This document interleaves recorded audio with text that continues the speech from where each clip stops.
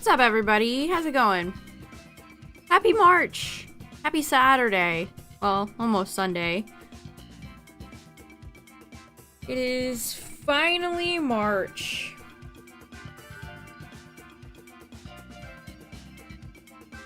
Did I have a pack to open in Pocket? Let me check.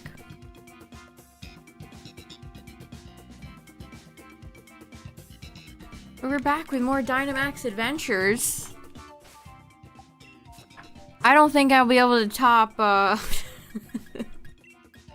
this lovely, beautiful bundle of gold bricks.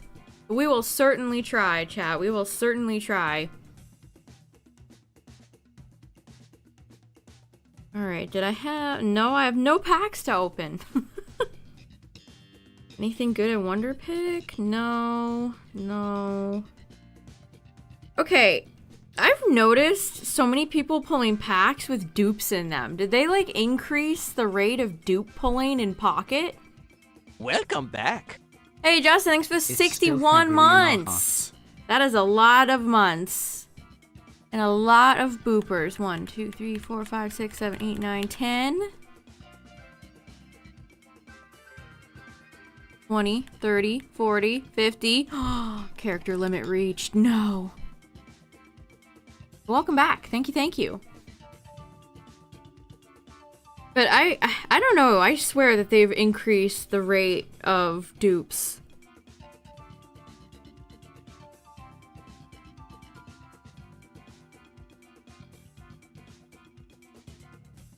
Yeah, no wonder picks that have really looked worth it.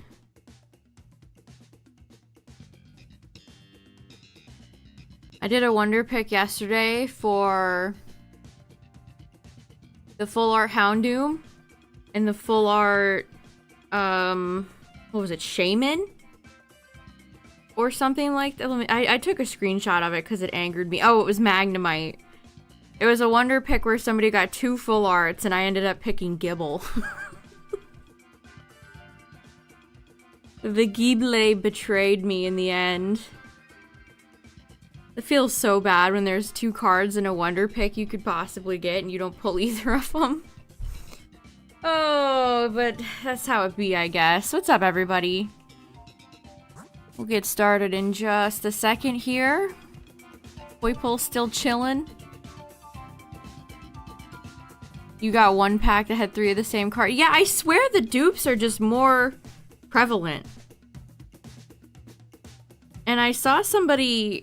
I mean, I didn't see, I heard somebody, because I was watching a Pocket stream the other day, and they said the pull rates for Space Time SmackDown were tweaked to be less generous than older packs. And I was like, wait, shit, is that true? I don't know if that is true. I'm just repeating what I heard somebody else say, but that's kind of yucky if that's true. I mean, I feel like I've gotten worse pull rates than Dialga. Maybe not Palkia. Also, after stream the other day, when I pulled the Immersive Arceus, I pulled a second one.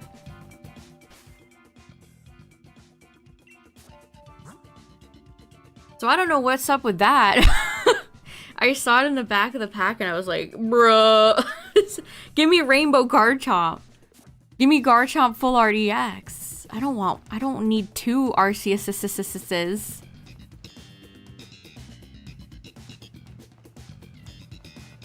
Yeah, I don't know. I don't know if the rates actually did get tweaked or not. I'll have to look that up. Alright, well, you guys know the drill. First run is a solo run, and then I'll open the lobby up in case anybody wants to join.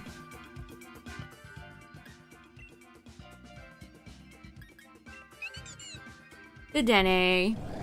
A Pokemon people pronounce in very funny ways. The Denny. Dende.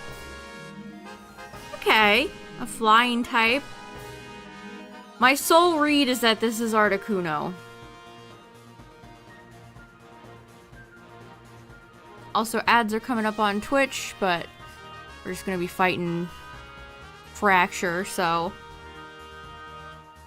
not missing anything spicy.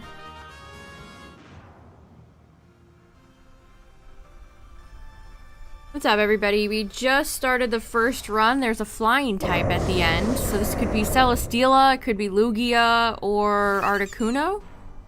I think are the last 3 flying types. I'm gonna predict Articuno.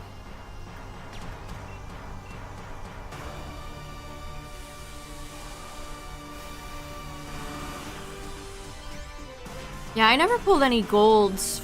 The gold Palkia was the first gold card I ever pulled. I never pulled any immersive rares or gold cards from Genetic Apex. Genetic Apex was just a flop for me.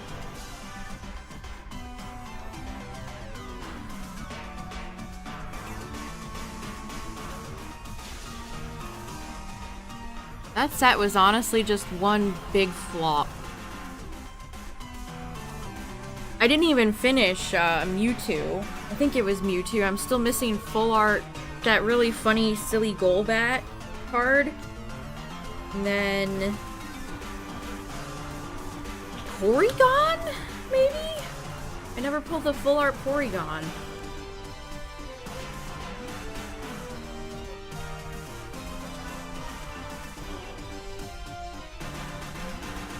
You watched Pokemon Heroes today? Nice, it's a classic.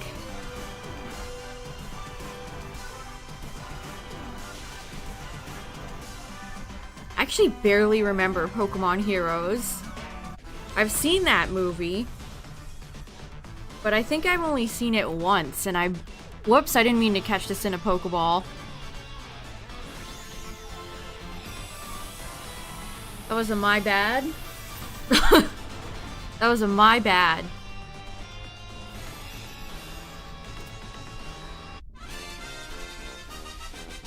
If this Fracture ends up being shiny, then LOL. Well, I remember it as Latios and Latias in it. I know Latias shapeshifts. We talked about Latias shapeshifting the other day.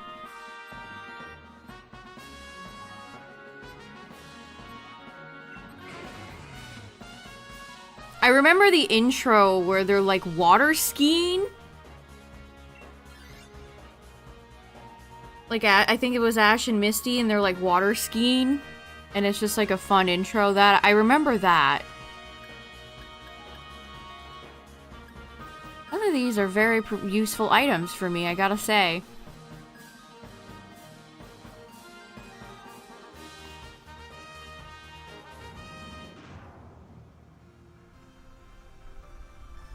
The intros to each Pokemon movie are always so fun. Like when Ash fights that trainer in the beginning of the 3rd movie.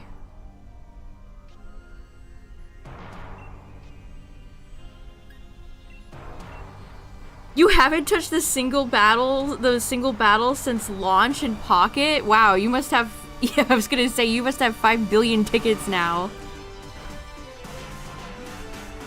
Also, chat, if you're a Pocket player, this website, Pokemon Zone. Let me just link the Triumphant Light set. If I can find it. The Arceus premium stuff is very nice. Oh great, Barraskewda is already dead. Wonderful. Things are going great.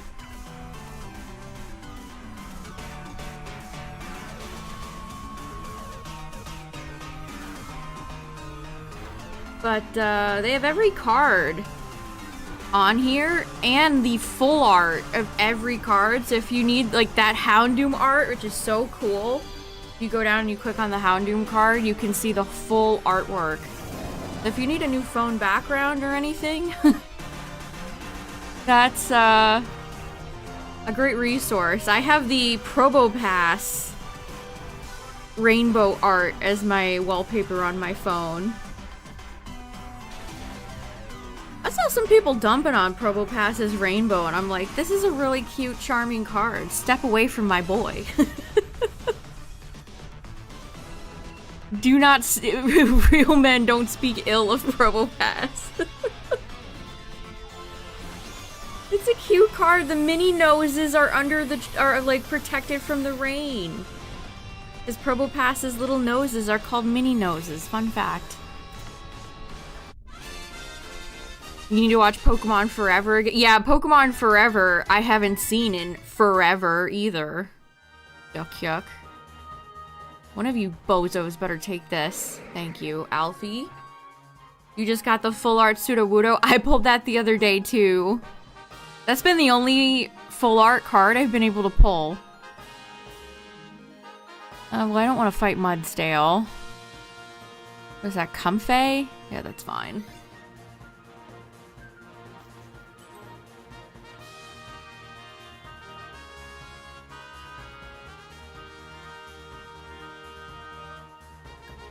Well, I guess these items are a little bit better. They aired that movie on Twitch. I know they air stuff on Twitch all the time, but I never pay attention. I never pay attention. What's up, everybody? Coming in, we are almost at our first boss. It is a flying type.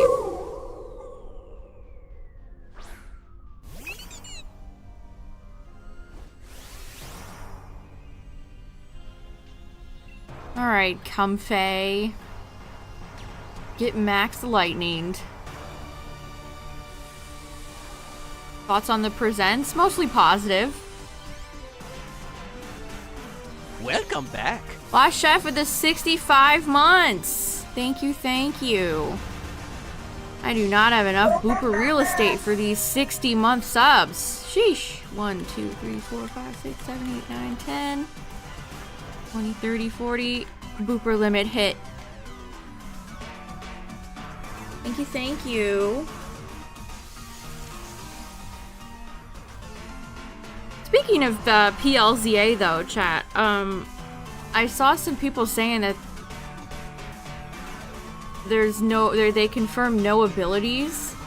That can't be the case for the Mega Evolutions though, right? So many Mega Evolutions rely on their ability. Like, what is Mawile? What is Mega Mawile without its ability? What is Mega Kangaskhan without its ability? They're just Kangaskhan and Mawile. The Megas have to have their abilities, right? I just, like, refuse to believe this. That they won't have their ability. It's gonna be like Regigigas having its ability in PLA.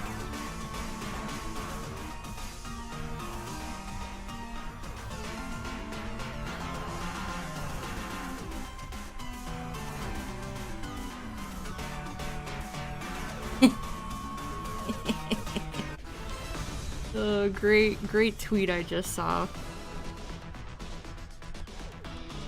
Alright, Comfey's dead.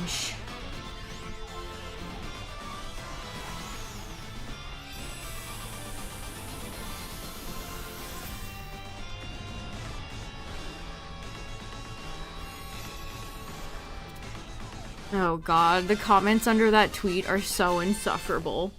I don't know, the problem isn't Tepig, the problem is one of the Johto. Shut up!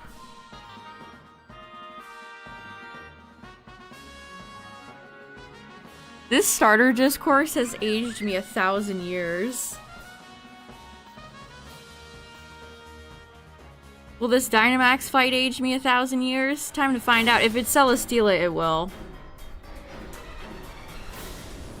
Okay, it's just Lugia. We opened up with Lugia the other day and it killed me.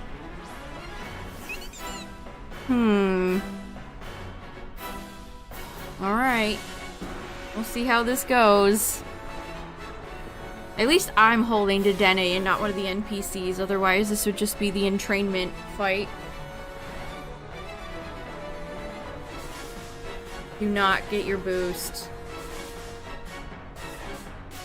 Thank you. Every time a Pokemon uses Ancient Power, there's a 10% chance of it to get a +1 in all of its stats.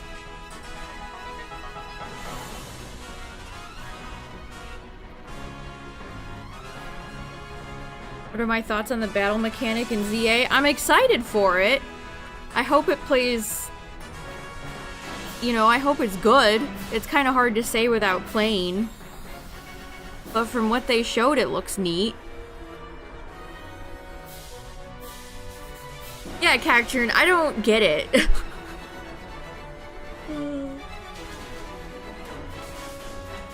Yeah, even the Charizard double megas didn't, like, get this many, like, unhinged responses. You'd think when they announced the starters that they, like, killed some of these people's families.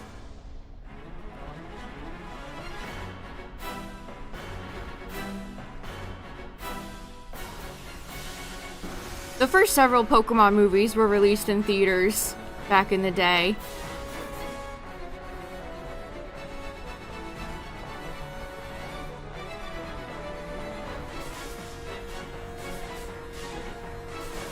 Oh, you're going after Registeel? Nice, good luck. The Reggies are on the docket after I eventually get the Swords of Justice done.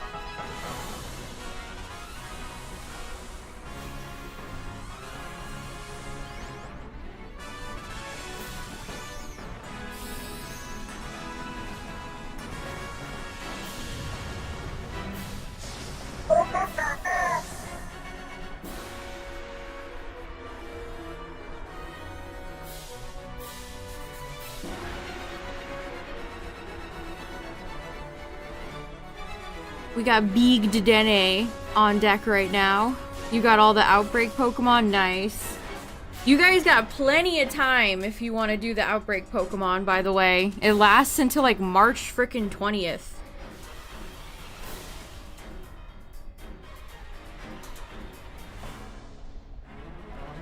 So plenty of time if you guys want to do the outbreaks.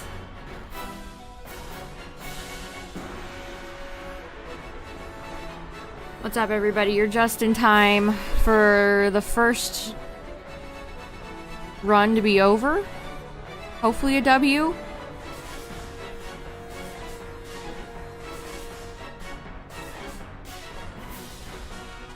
Are you? Oh my god, I lived.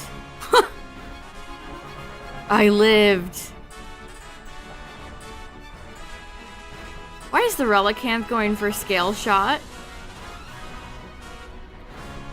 Did you run out of... There's no way. I mean, Lugia does have pressure. I love all the old legendaries that have pressure.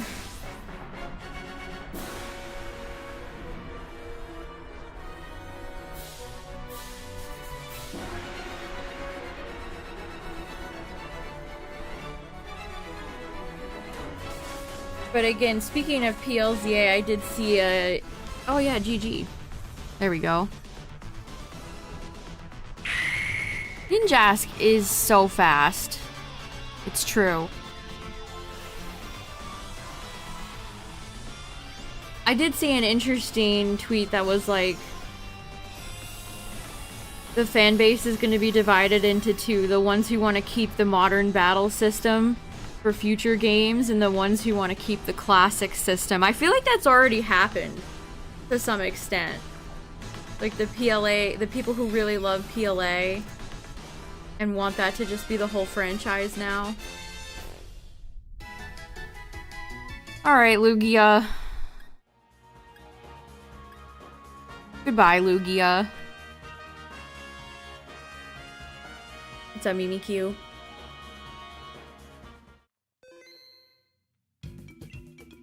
Alright, let me get online, and if anybody wants to join up, feel free.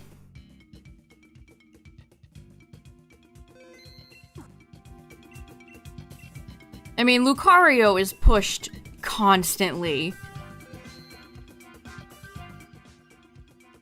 Lucario is one of the most popular Pokemon. And yes, it did start with that Lucario and the Mystery of Mew. Lucario's big break.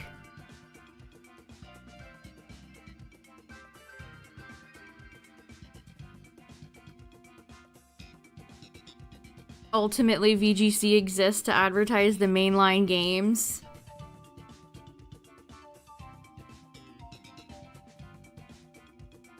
I do wonder how Champions is so interesting.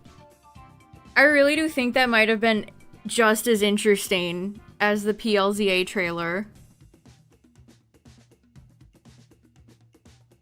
Even though they barely showed us anything about it. Ooh, you got a rare marked pooch, nice.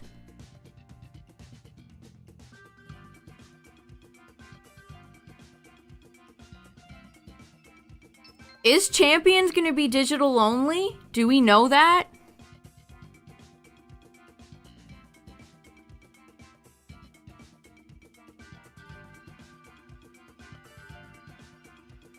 I mean, there's like a shiny Mega Lucario that they've teased for the anime, so... Ash had a Lucario on his team before he got blinked. Yeah, Bidoof. The number one.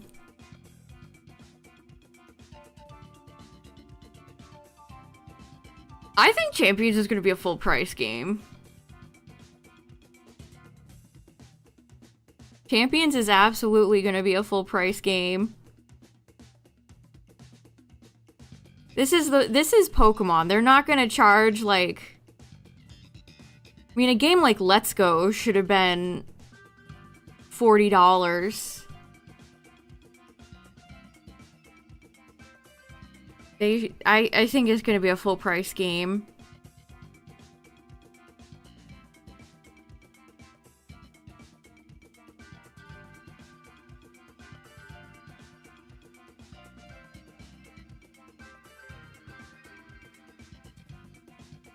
I mean, but battle simulators like Stadium existed and were full price games. Stadium and Battle Revolution were full price games.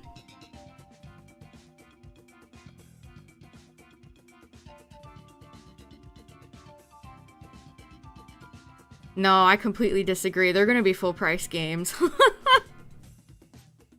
They're gonna be full price games. And we know they're gonna be paid because you have to have Nintendo Online. Yeah, I suppose that is true, that it is a mobile game.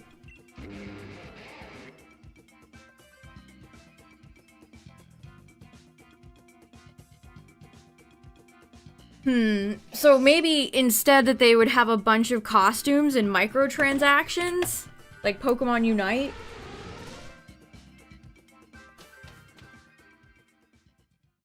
There's gonna be some way to fully monetize the game. Oh man, I don't want to fight Kyogre or Palkia.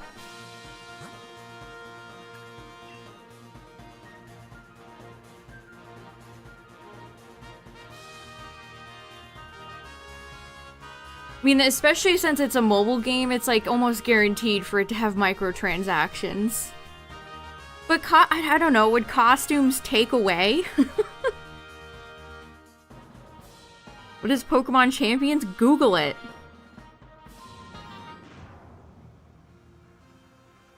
How much would they charge for the phone version?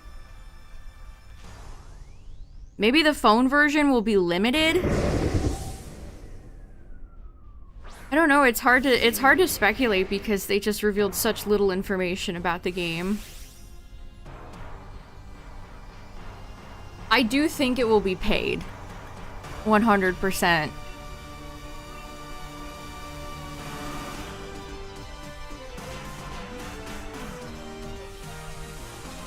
$5.99 each. I mean, this is I don't even want to say this because it's so evil. What if it's like a subscription-based service? What if it's like Pokemon Netflix? Or I mean, we do have a paid Pokemon subscription service. That's Pokemon Home. Which is also overpriced, just like every streaming service these days.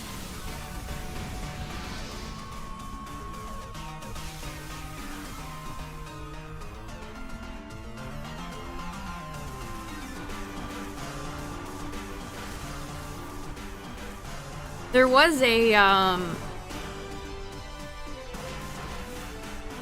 Ishihara quote.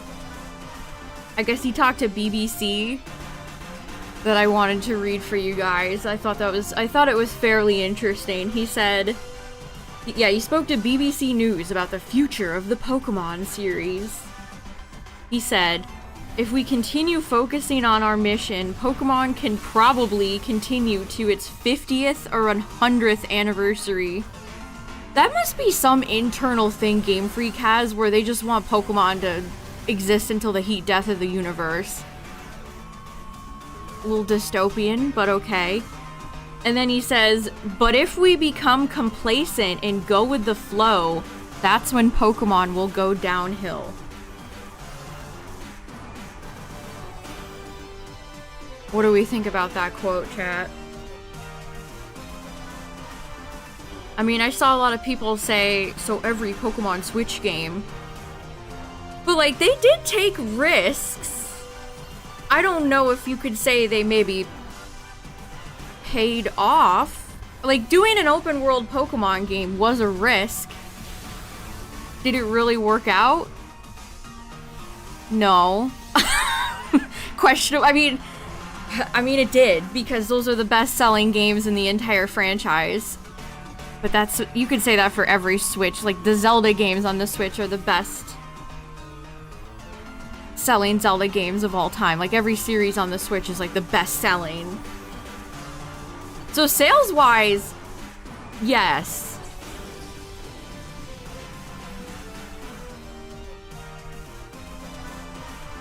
I don't know, I feel like Legends Arceus,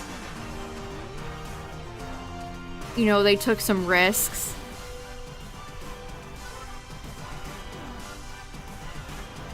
Yeah, it's definitely the Switch effect.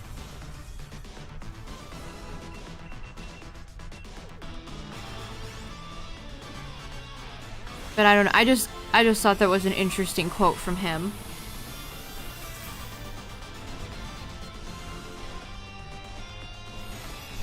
Complacent.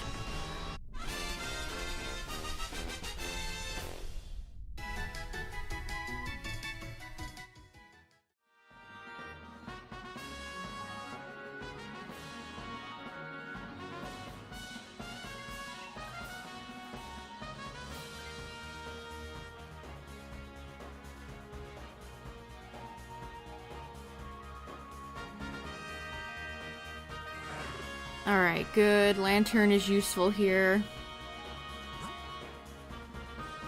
Is that Celio Wheezing Scyther?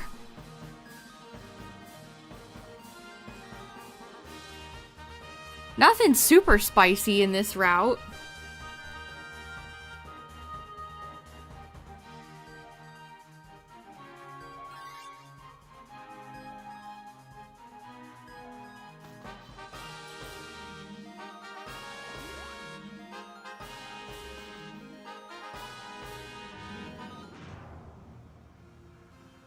I didn't even,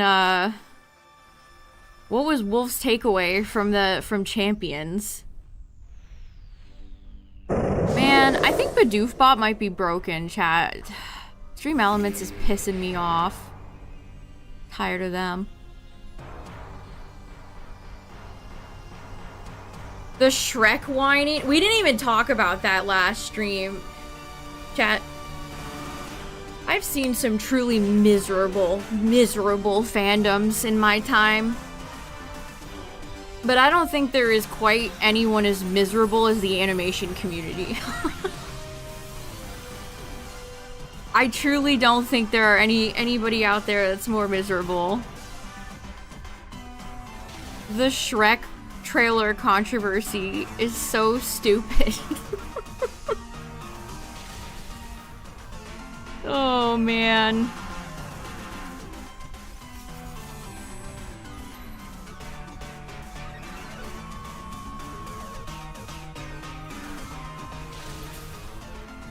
Worlds 25 will be in SV and Worlds 26 will be in Champion.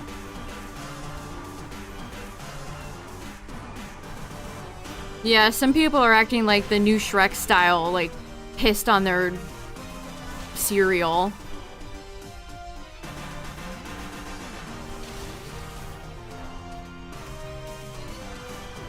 the Sonic Twitter, this, I think it was like the movie Sonic TikTok put out a TikTok that was like anybody comparing the new Shrek to ugly Sonic should be committed, because you clearly don't think. Also, shout out to the Sonic social media teams consistently hiring the most annoying people ever to run them. What's wrong with Zendaya? She's a perfectly fine actress. Could have been Awkwafina. No, the jokes in the trailer were not funny. But I've also seen people acting like Shrek never made, like, corny references to pop culture before, and it's like, have we seen the same movies?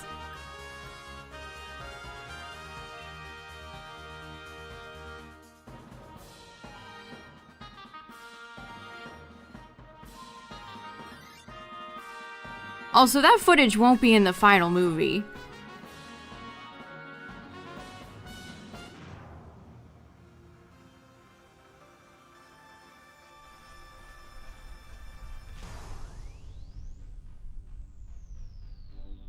I don't know, it's just like, people really have nothing better, nothing interesting going on in their sad lives. Acting as if the Shrek redesign is like ruining their day, ruining their week, their year.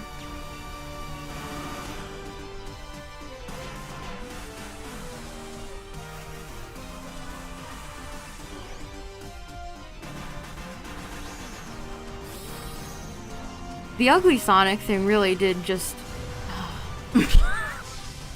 Everything's gotta be compared to ugly Sonic now.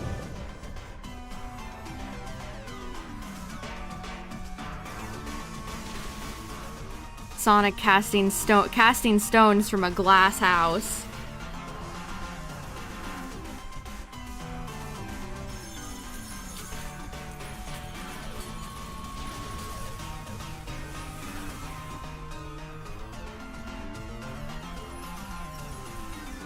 I mean, if you don't care for the redesign, that's one thing, but people are being so dramatic about it. It's really not that serious in the grand scheme of things.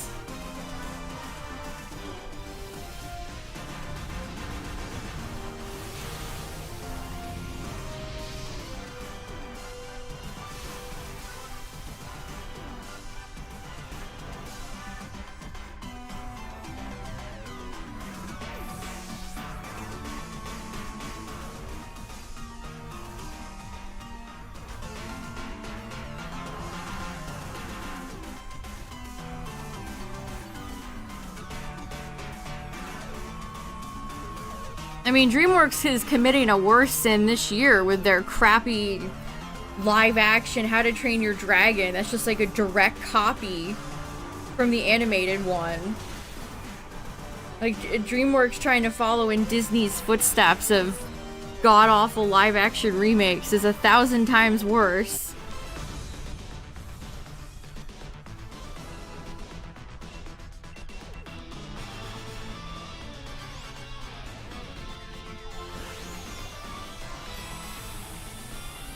Putting Ocarina of Time model Link into a modern Zelda game.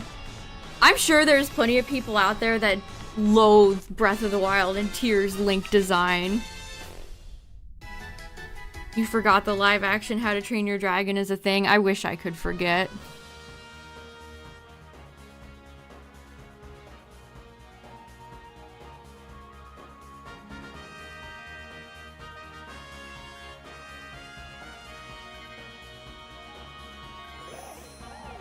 Live action Moana.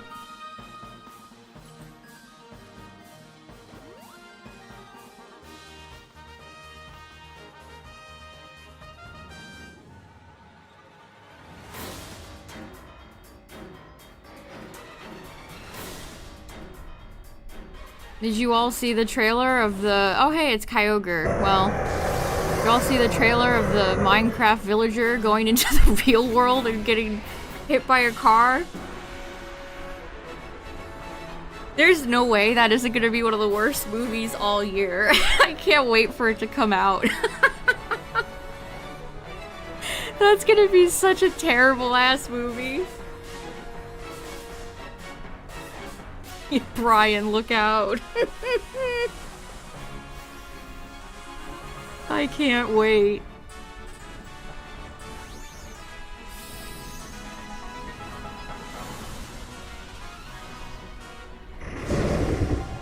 You know, in the live action Mufasa prequel, Scar and Mufasa are not related, and that the main conflict comes from Sarabi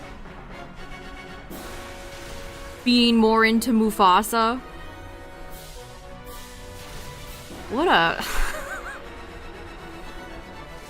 What are they cooking? What did you say about my brother?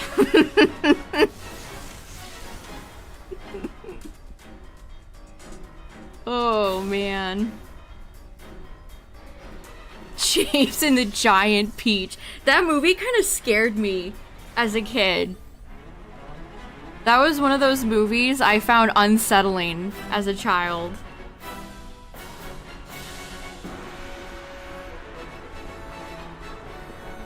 Yeah, just what the Mufasa lore really needed. A clumsy love triangle with Sarabi. Where they're not even related. They're not even blood brothers.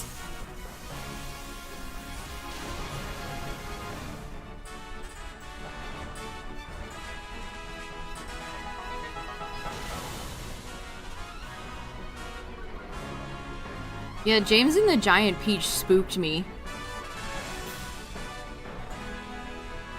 Another movie that scared me was The Iron Giant. Like the Iron Giant running through the forest and like getting caught in the power plant. That scared me. Great movie though. Iron Giant is a great movie.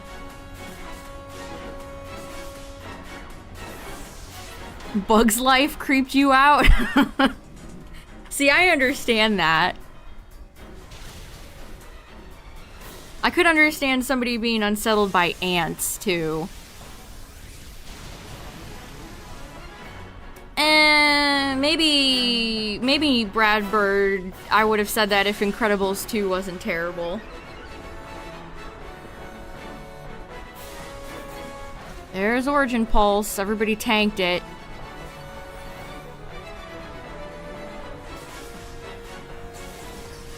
Yeah, the Lapras outbreaks are the funniest thing you can ever see as an outbreak in SV right now.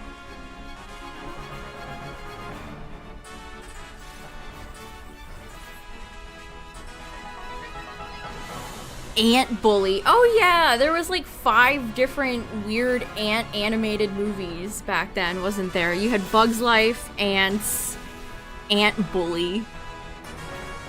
Oh hey, we actually beat Kyogre, chat. A miracle.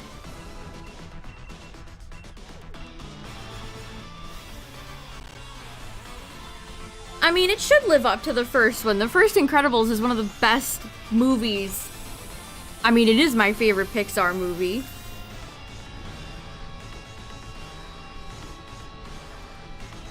The second one just felt like an obligation. Didn't feel like a lot of talent, passion, or art really went into it.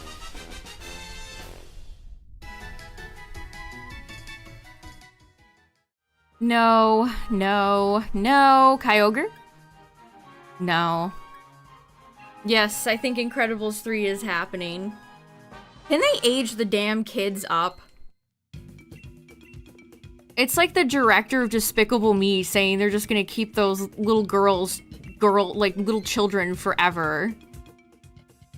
Like, what a boring way to view your IP. I mean, if Shrek can age up Fergus, Fargus, and Felicia, or whatever the hell their names are. You can age up the kids in Despicable Me. It'll be fine.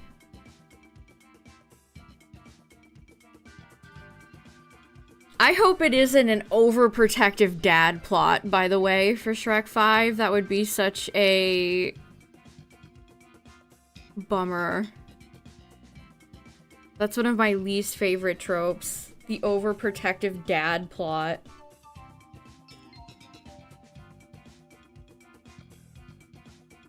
I've heard Meowscarada is easy. I need to get it myself for future-proofing reasons.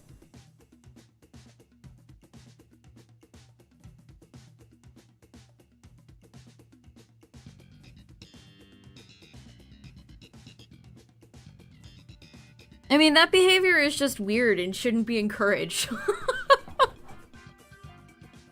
It's just weird freak behavior. It should not be encouraged. If anything, I hope Shrek, like, is the cool parent and doesn't give a fuck.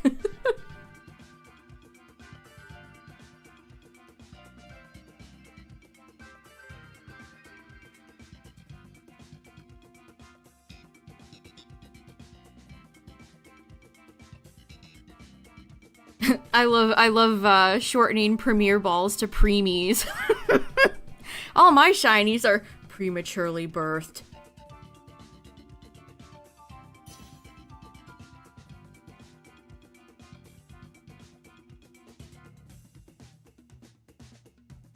Yeah, supposedly they're making another Avatar season. I don't... Every Avatar project that has come out since the end of Korra has just been doo-doo dog shit garbage, and I'm honestly not really like, hopeful that anything they put out will be worth watching. That adult Aang gang movie has been in, like, production hell for a while. Who knows if that's even happening. Alright, one more slot if anyone wants it.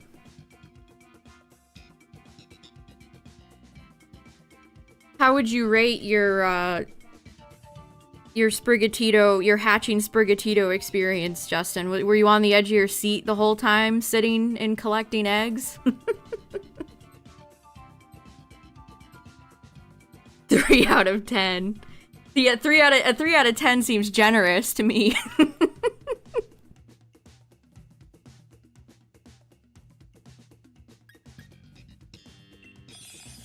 Also, I just, this is topical since we're talking about DreamWorks. I watched Mike's Mike review Monsters vs. Aliens. Is that the name? No. What the hell is the name of that movie?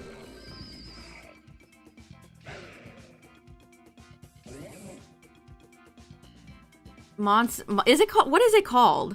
Is it called Monsters vs. Aliens?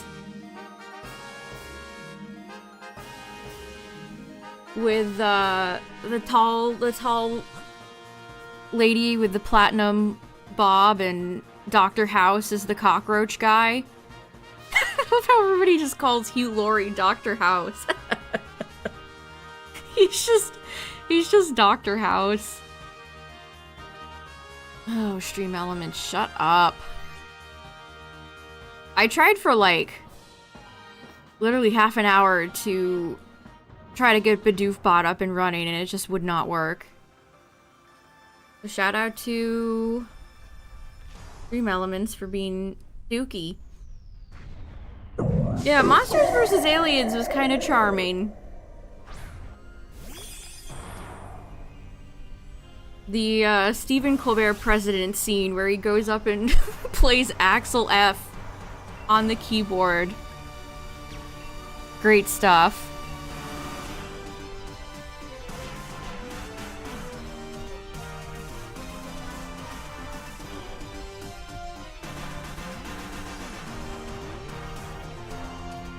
Oh, for the live action Avatar? See, I'll never watch that. I don't watch any live action slop. I will never watch any of that.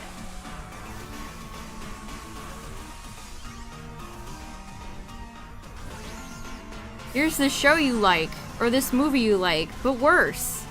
No thanks. Remember Space Chimp. Isn't Andy Samberg in that? I don't think I ever even saw that, but I know Andy Samberg is in that. I like Andy Samberg.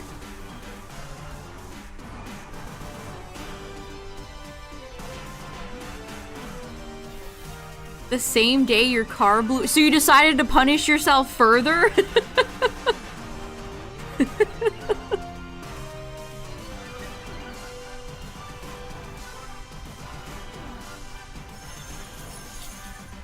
I mean, anytime there's like a promising new animated show, it either gets canceled or doesn't even leave development, or people online are just absolutely miserable. Again, the animation community, truly one of the most miserable communities I have ever seen.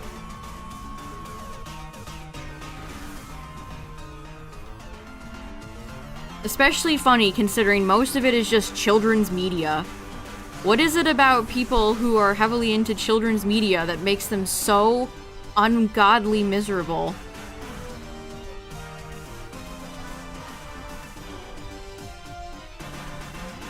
Fascinating.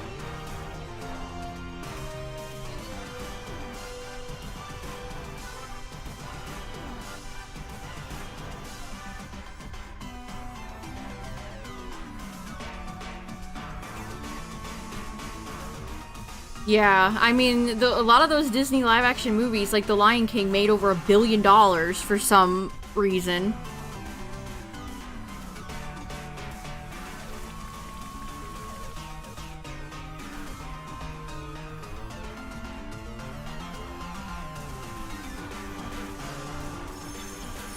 I mean, Inside Out 2 just made a lot of money. I don't really understand that one either, but sure.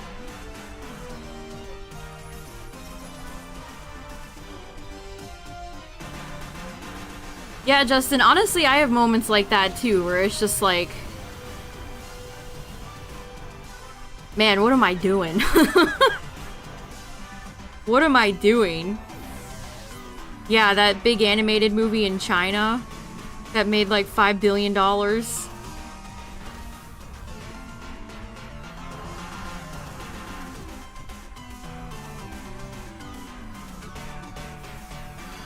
I don't know, a lot of the time it's just the most negative, loud voices are what you hear. They're the loud, usually minority.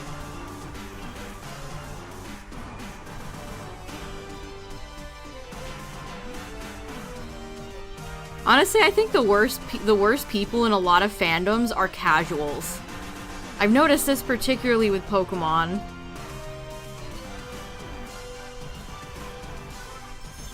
I don't know, shippers. I mean, a lot of them are unhinged. Like the Ash and Serena people, but most of them are just, I don't know. It's fine.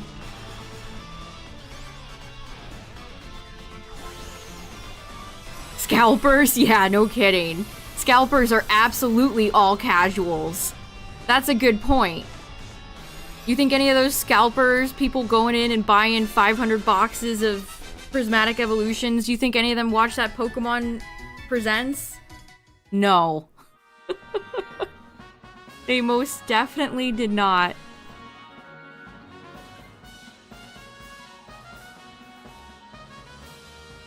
Yeah, it's just an observation I've had. A lot of times it's the casuals that are hell-bent on ruining people's good times.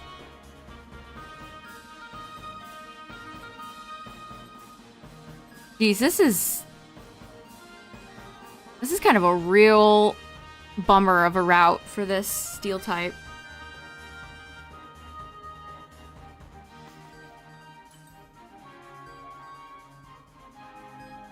Man, I miss Red Letter Media's nerd crew. I really do. I should go back and watch a few of those old episodes. They're great. It's easier to ignore the positive voices. Yeah, exactly. The negative ones are always louder. Voltron was ruined by the people who made the show. It had nothing to do with the fans. I mean, the fans for Voltron were a nightmare. But the show was a nightmare, so it was fitting.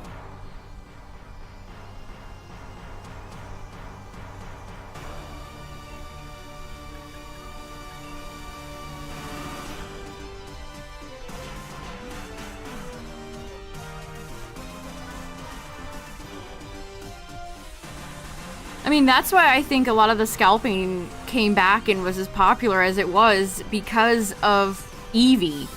Because of prismatic evolutions. The evolutions are very recognizable Pokemon to normies or casuals. They don't care about Koraidon, Miraidon, any of the Gen 9 Pokemon, so those sets were fine and dandy. They came out, nobody cared. They reintroduced like a Evolution jerk-off set. They're all back in town.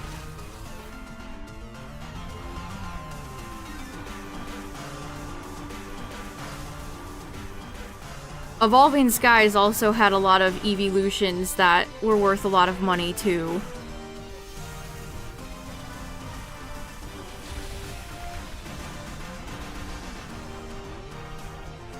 People like the evolutions, and the Pokemon Company knows that. And the Pokemon Company knows that very well.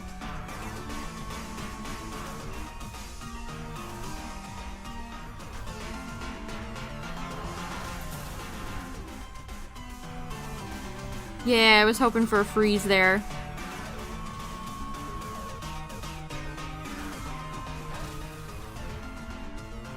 I mean, it's the same reason, you know, Pokemon like Charizard get featured so heavily. It's because they're recognizable to your average person.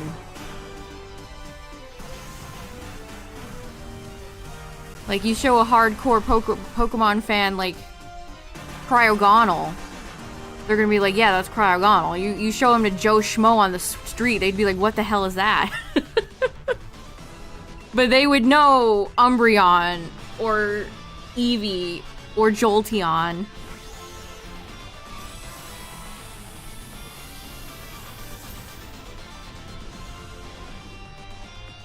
I didn't even realize Peppa Pig is still going. I thought that show, like, ended.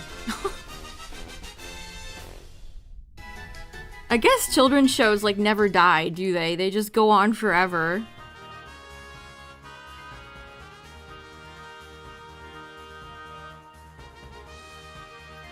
Man, Togedemaru doesn't really have anything great for a steel type, but we're fighting, neither does Cryogonal.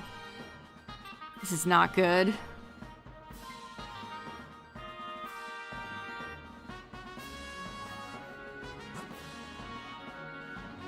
Yeah, SpongeBob is still going.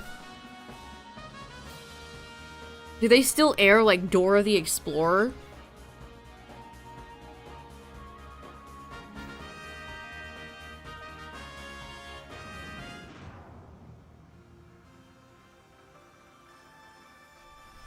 Also, I hate when the Peppa Pig mom pregnant thing, which is such an unhinged sentence to say out loud. That's like the Duolingo owl dying. It's like, haha. Wow, that's so funny. Wow. The dumbest shit I've ever seen.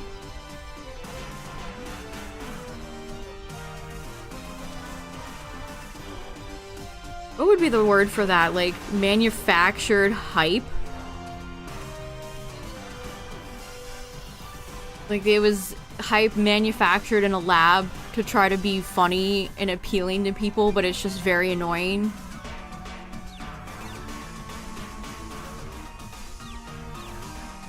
Like, yeah, Duolingo, I bet your little owl did die after you fired, like, most of your people and replaced them with AI.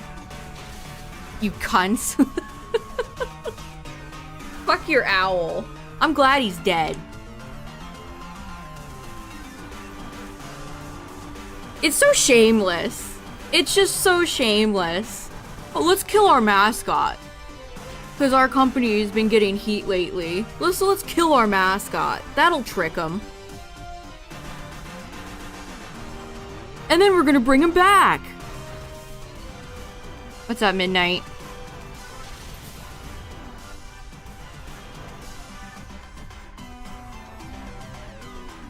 This is all the Wendy's Twitter fault, chat. Years and years ago, one social media intern just had to be a little funny online, and now every single one of them wants to do it. This is Wendy's fault. Remember when they did, like, the Peanuts mascot? It was like Baby Nut.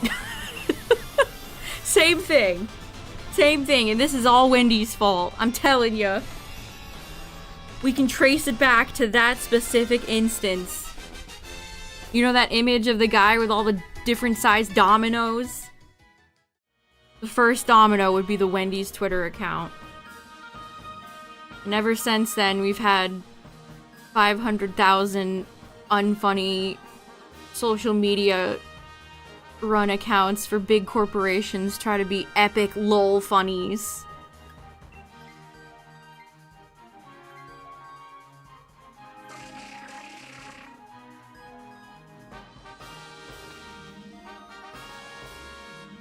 Yeah, I mean, people liked the Wendy's account back then.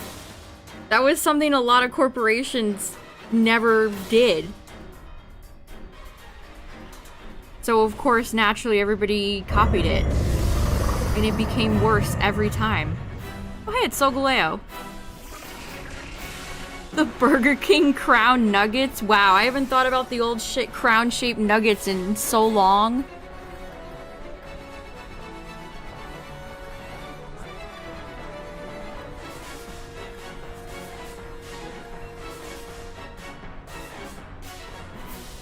Denny's.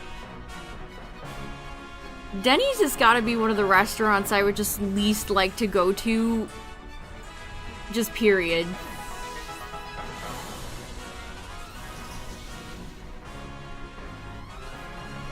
Like, do you ever wake up, you start your day, and you're like, yeah, you know what I want to do with my precious time on this earth and my precious earned money? I want to go to Denny's.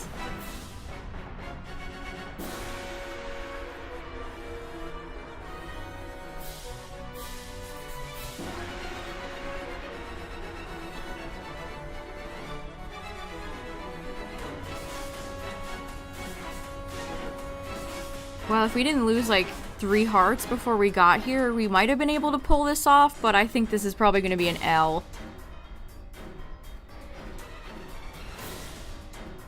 Denny's is a boomer restaurant. Yeah, that's where you'd go with like grandma or grandpa in the morning.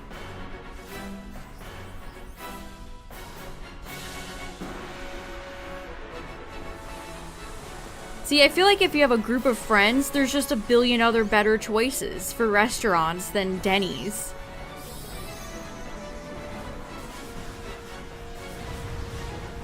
Buffets. I've never been, I mean, I say this as if I've been to a ton of buffets. Buffets are, I've never really been to a particularly good one.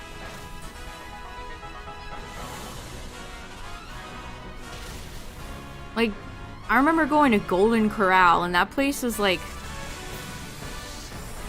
the most whatever food you could ever put in your gullet.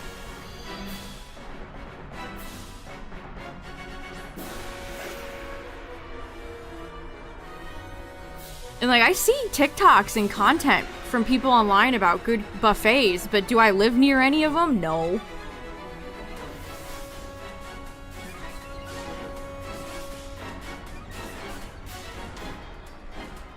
I've only ever been to like cheap chain buffets. I've never been to like a,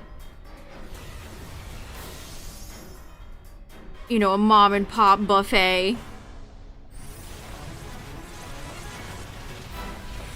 Wow, that just completely O-code my executor. What the frick?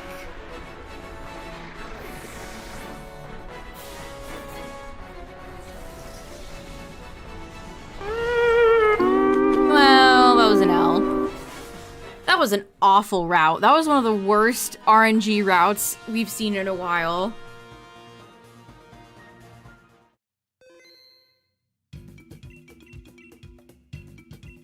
Go to a yeah, I was just gonna say, a lot of the best buffets I've seen people post about are in Vegas.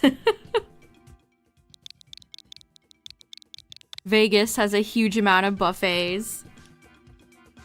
I have never been to Vegas.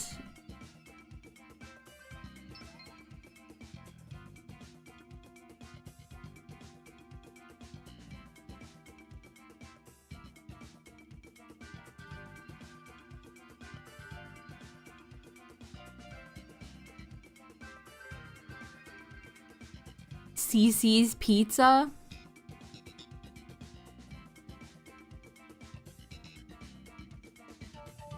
Yeah, you don't often get Italian buffets. They're usually like, Chinese food or seafood where, you go and there's like, you can eat crab. They have a weird membership system. Oh, so they ruin it.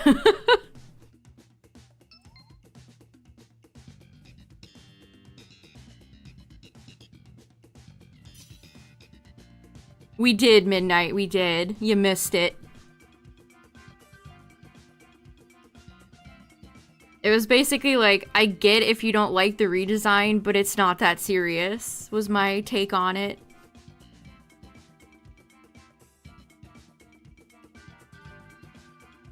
Ooh, you have a pizza for your as your dinner? Nice. Tyler had a pizza tonight. I said to him that sounded really good. Next to the Church of Scientology.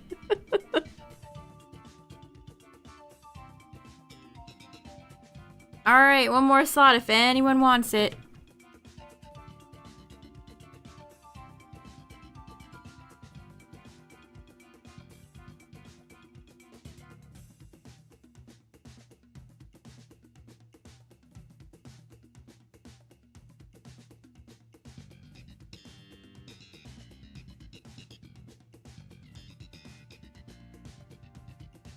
The meme pandering? I mean, it wasn't funny, but I don't think any of that footage will be in the final movie.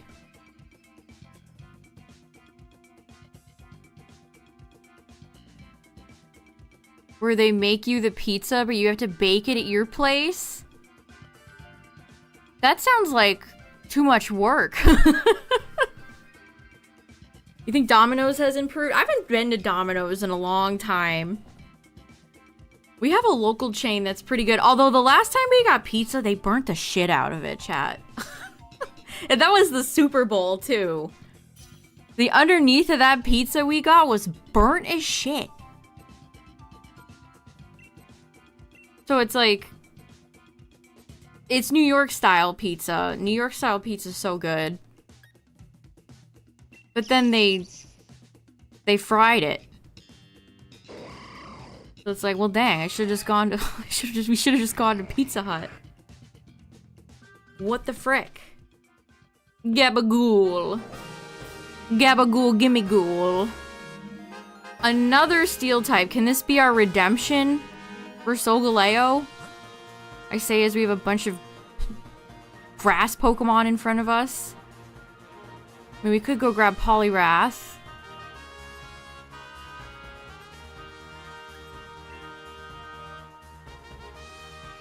Mahina Pia.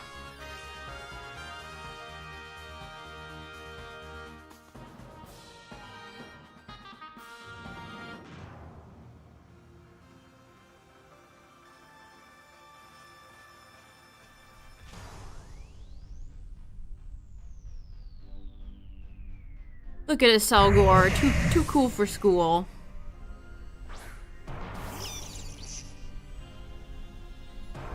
Boom, boom. Also, ad warning on Twitch. Ads are coming up, but we're just gonna be fighting a Selgor, so you're not exactly missing top tier content right now.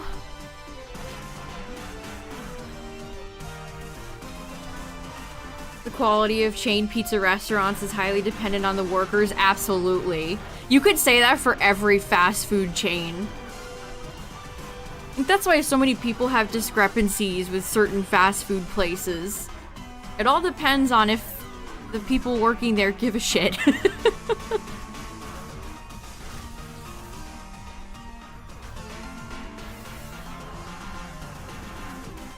I mean, Pizza Hut has great wings. I love Pizza Hut's wings. I'll go to bat for their wings. Their barbecue sauce is tasty. Although, I think I did tell you guys, I looked at their breadsticks and they were like $7 for 5 breadsticks, and I was like, oh. Oh no. Like, I like their breadsticks too, but not $7 in like 40 cents, I think they were. Do I like them that much?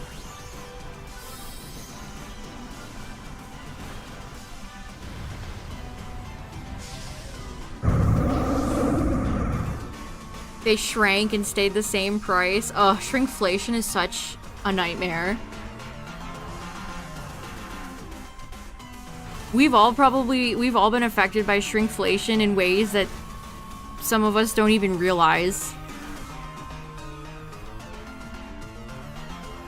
Yeah, they force you to use the app and you have to go to their deals section. Otherwise, you're paying outrageous prices. They force you to go do the deals.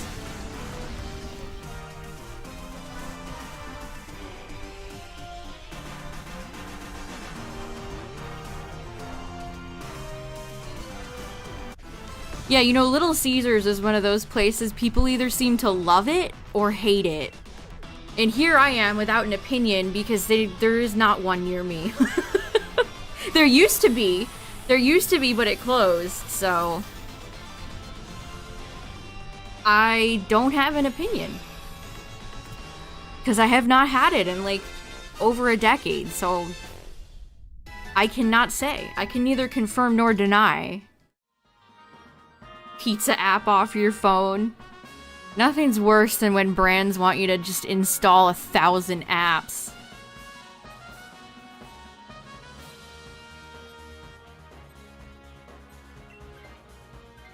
Like, Drew Gooden had a video the other day about how technology is just not fun anymore. It's just not fun. And that's part of it. Every company wanting you to download their extremely cruddy app. I mean, it'd be one thing if the apps worked, but most of them are terrible.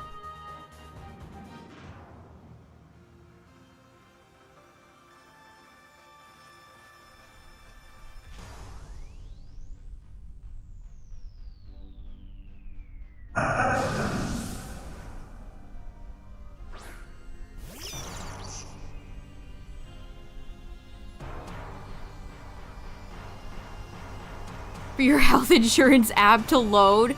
Oh, the health insurance website I have to go to is one of the most dog shit websites I have ever seen. It's so bad.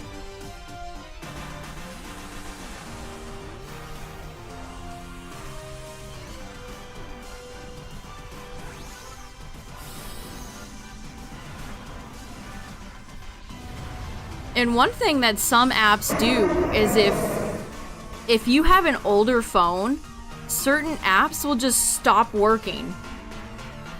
Like, I think Pokemon Go is a prime example of this. They will continually update it so it will stop working on older apps. So it's like the companies are strong-arming you into upgrading your phone.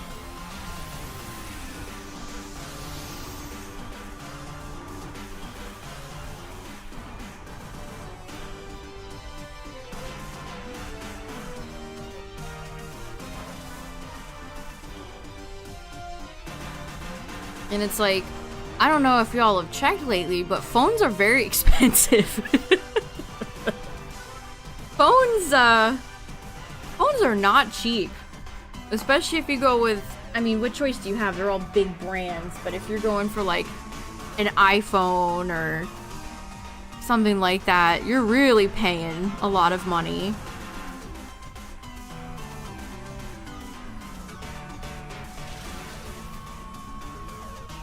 And And a lot of times people's old phones work fine. But what are you supposed to do if none of your apps work for you anymore?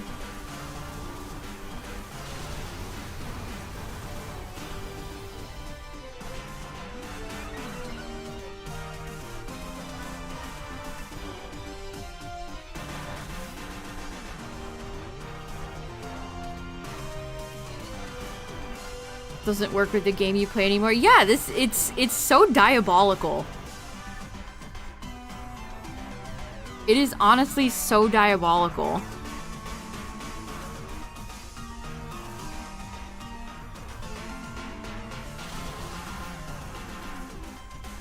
Windows 10 is ending support this year. Man, don't get me started on Microsoft. I keep having issues, like, the toolbar. The toolbar on my computer, they consistently... Like, Microsoft just turns settings off and on for me.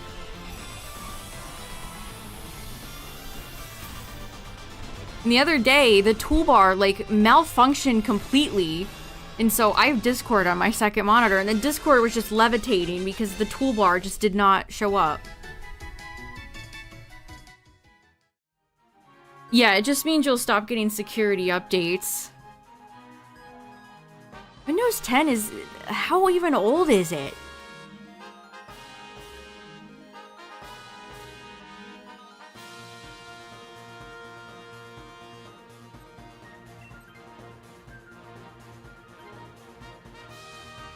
Is it 10 years old? Really?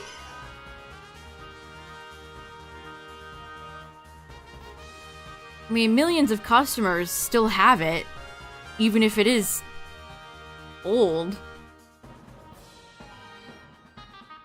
And like, Windows 11 sucks. You know what I could confidently say? Windows 11, stinky. So it's like, what are you supposed to do? Update to the war... Update to trash garbage? 10 points of psychic damage. Yeah, that's where Pogo probably makes most of its money, from its extremely limited space. And trying to make people pay for space. What do you know? Having space issues is a consistent problem in all modern Pokemon games.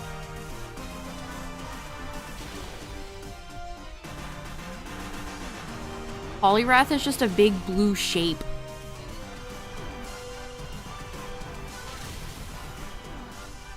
I saw a tweet that was like, are you guys disappointed with the Unova tour?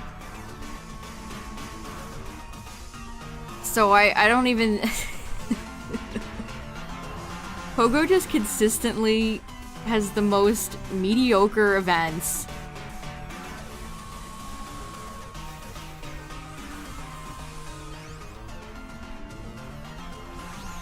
For Windows 7 because no one wanted to upgrade. Yeah, there it is right there, right? Well, if you guys won't update, we're gonna drag you kicking and screaming.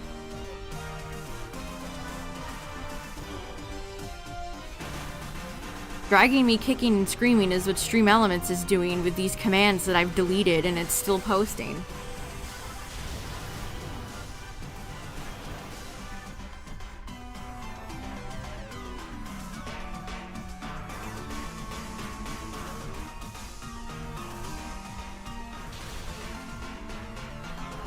Cynthia's Garchomp EX Special Illustration Rare revealed.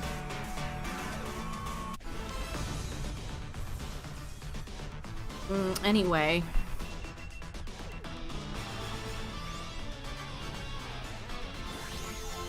That's what's great about the Garchomp cards in Triumphant Light. No Cynthia in sight.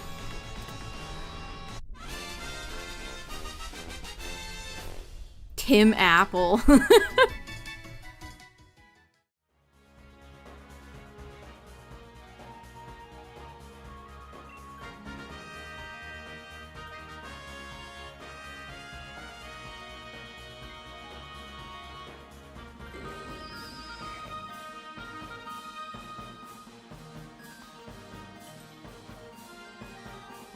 Yeah, it was Poke Jungle who tweeted this. They said, anybody else feel like the Unova tour has been really lackluster because they didn't boost shiny rates? Been very disappointing for this Gen 5 fan, is what they said. You know it's bad when Pokemon accounts like this are tweeting stuff out.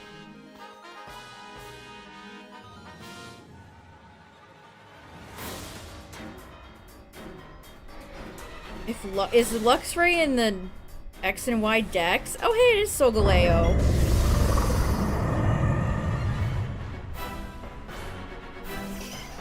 Alex the Lion.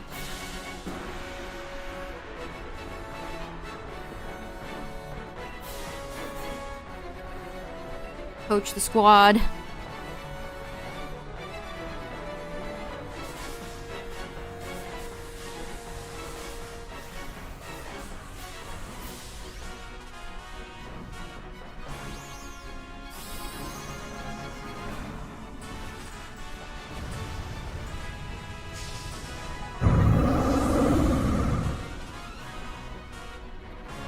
Yeah, the big meow meow.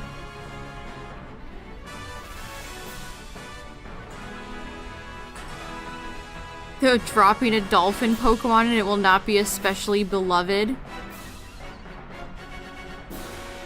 I feel like people like Palafin. You know, maybe you're right, actually. Maybe you're right. Oh, you pulled Unknown. Nice. I've pulled 2 Arceus cards. Of the interactive Arceus cards. That's about all I've pulled. I think I pulled 2 regular Arceus Vs, or whatever they're called, as well. So I just have 1,000 Arceus cards. They really want me to build an Arceus deck.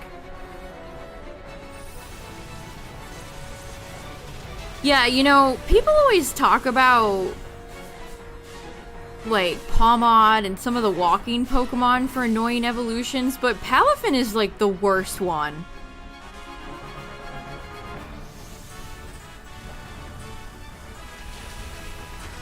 I just wish the hero mode wasn't ugly. Ooh, you have the Houndoom. That Houndoom art is so cool. I'm telling you, Houndoom never misses. The Houndoom art for TCG cards, they never miss.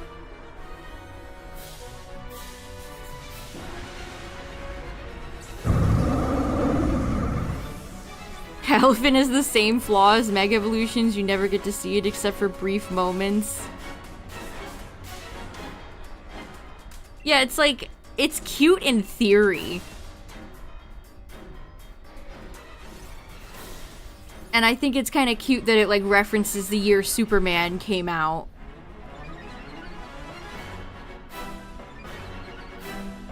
But that's kind of it. Yeah, Solgaleo is a hater. Why? Uh-oh, that's gonna hurt. Oh yeah, I'm part fighting. Solgaleo might be one of the most... you'd think this thing would be fire. But no, Steel Psychic. We really needed more Psychic legendaries. They said.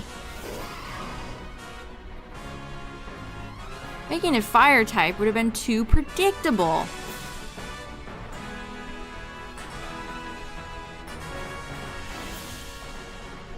Yeah, it's funny if you look at Palafin's usage in VGC and how it just completely fell off the face of the planet after a while. It's just too slow, especially against like Regulation G with all the legendaries roaming around. It just won't work. GG, we got our revenge, chat.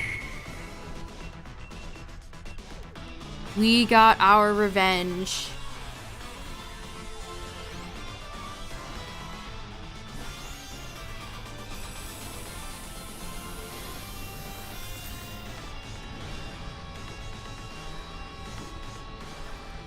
Yeah, I mean, it being steel type is cool. I like steel.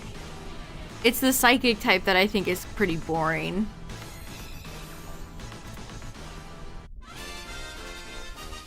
Alright, let's see. Red Lion? Alex the Red Lion? Nope. Nope. Nope. Ooh, I got like a little anticipation, but then it wasn't shiny. I hyped myself up for nothing.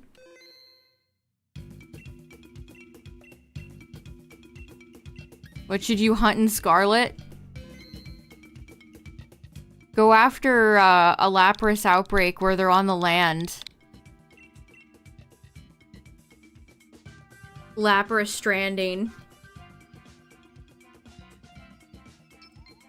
Alright, chat. While the lobby fills, I'm gonna get some water. I'll be right back.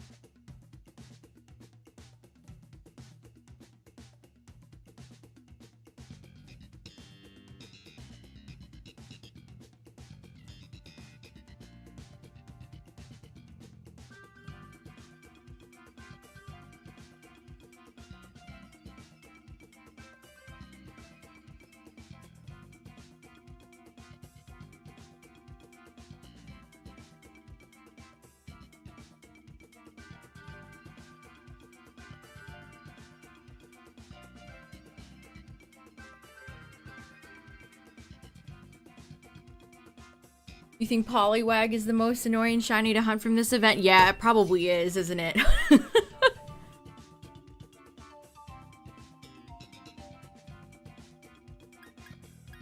Woof, what a lineup of Pokemon this is.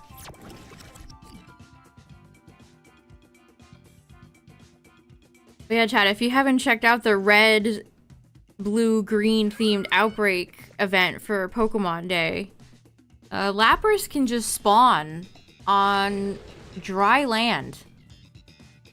And it looks very strange. It really doesn't look right. I even might have made a short about it. Hey, speaking of psychic types, watch, this could be Solgaleo again, for all we know.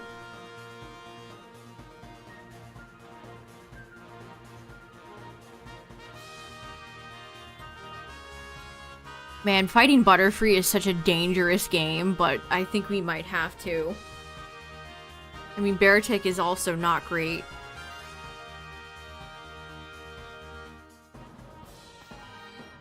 Yeah, you should check out, even just go check it out, chat, even if you don't plan to shiny hunt it, which the odds are boosted, so you have a great chance of just rolling up and seeing a shiny.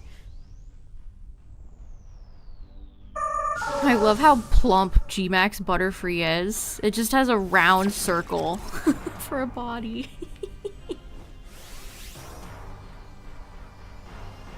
Yeah, Poliwag shiny is truly kind of tragic.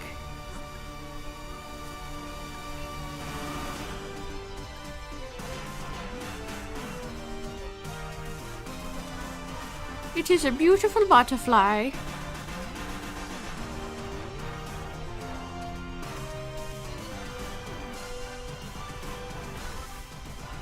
Jeez, that was a strong puff. Butterfree huffed and puffed and almost destroyed Sandaconda in one shot.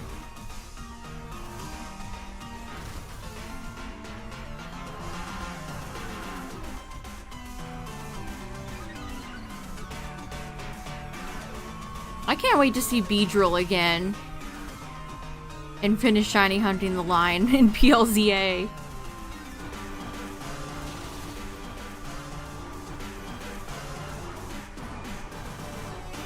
Yeah, the red, blue, and green theme shiny, or the shiny outbreaks, chat, they go until March 20th, so you have plenty of time.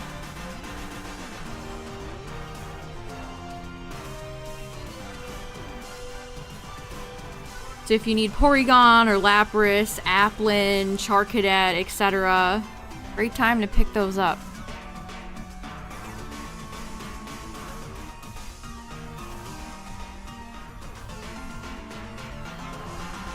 But yeah, be prepared for some pain if you shiny hunt Poliwag.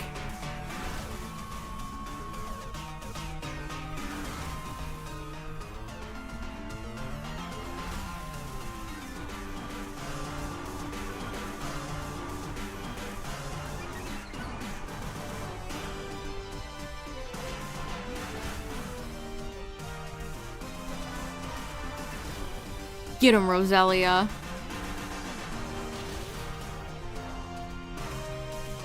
You think they're gonna get regionals and not megas? I think they're gonna get megas and not regionals.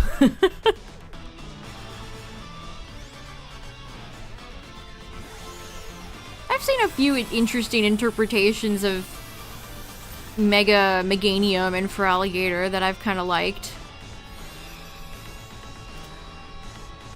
If they do insist on making Meganium Grass Fairy, I hope it's at least unique looking.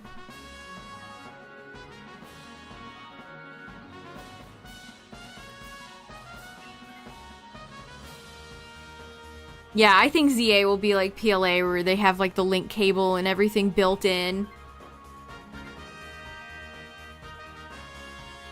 See, but here's the thing, chat. Champions kind of changes the game. Megas are now always going to be relevant, potentially, because they can just make a format that allows Mega Evolutions in. We have 3 ghosts up here and a dark type. Mamma mia.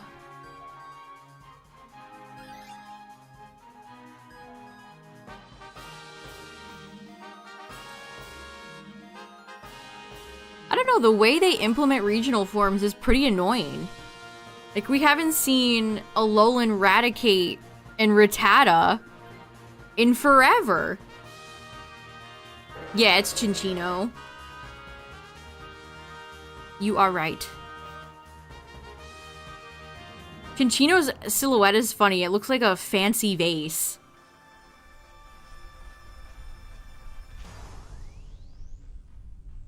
I mean, that's what they showed in the trailer, right? They showed terastallizing in Mega Evolution.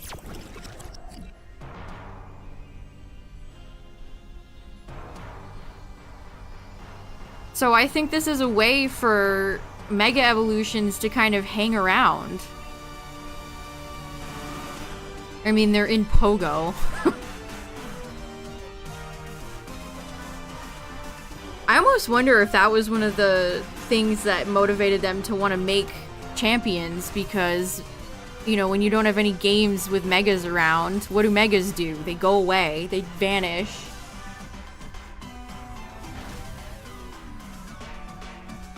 I have a feeling it'll be like they allow you one gimmick, 1 or 2 gimmicks per team. I don't think you'll be able to Dynamax your Mega Kangaskhan, but you could have Mega Kangaskhan and then you could Dynamax your Charizard. Or you could use your Z move on your Gastrodon and you could have Terastallize Ceruledge on your team. I don't think the gimmicks will overlap. I just think they'll allow you to maybe experiment with 1 or 2 on the same team, if that makes sense.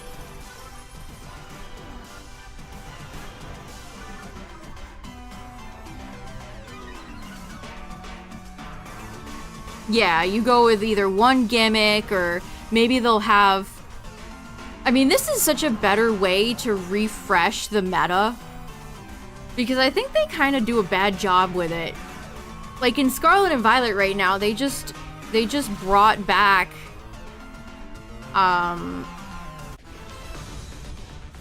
Regulation G. They don't do anything interesting with it. Like, the top 30 Pokemon in Regulation G are banned. They don't ever do anything like that. It's either, here's a regulation with legendaries, and here's one without. And usually the one without legendaries is more interesting.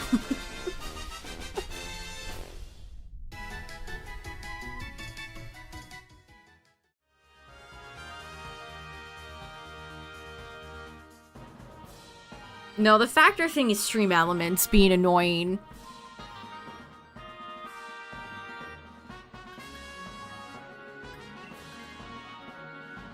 I cannot get their bot to stop linking that.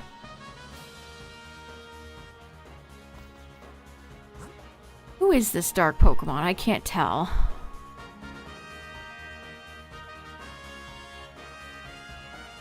Oh, it's Liepard.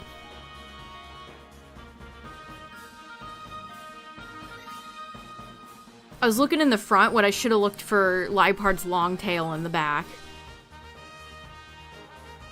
Want a regulation with nothing above 450 BST? Exactly! Something like that would be really fun. I feel like champions will give them maybe more incentive to craft unique regulations instead of just, here's one without legendaries. Okay, the legendaries are back.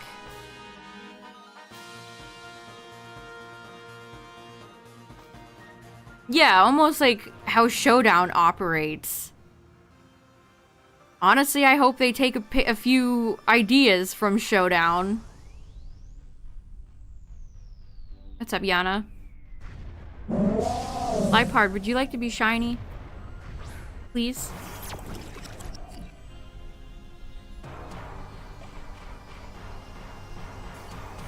Yeah, imagine they brought back, like, the little cup. That would be so much fun. Also, that would create, like, great marketing for them.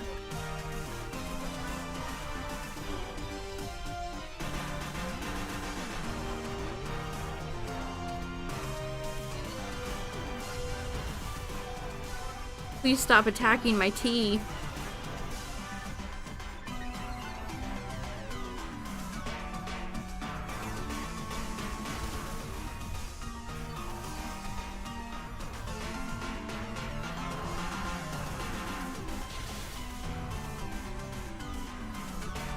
Yes, I've picked up Shiny Ray from both Dynamax Adventures and the Terra Raid that they did a few months ago. Can you get a shiny legendary when you already have the normal one? From Dynamax Adventures? No. Once you take a legendary, that's it. It will not appear anymore for you. So if you're interested in shiny hunting in Dynamax Adventures, do not take non-shiny legendaries.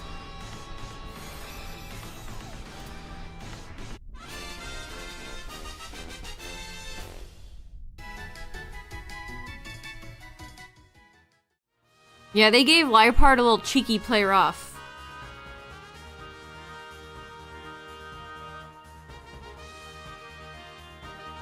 You took Tornadus and Suicune. The game does not warn you. And that's really unfortunate. The game does not warn you at all about it.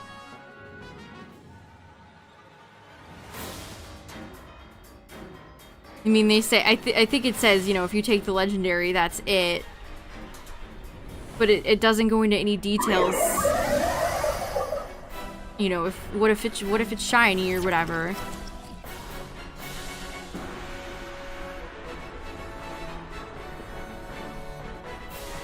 Alright, it's Azelf. Azelf. As the elf.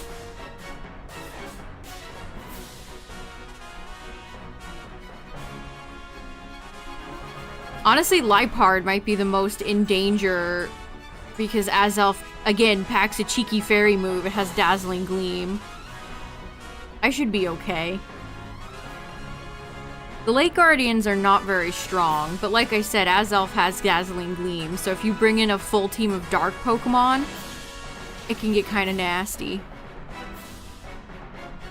There's the gleam. There's exactly what I... Oh my god, it lived. Good.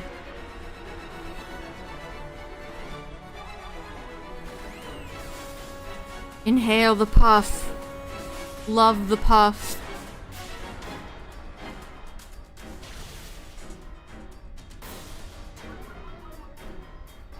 Good, the special attack drop is actually quite nice.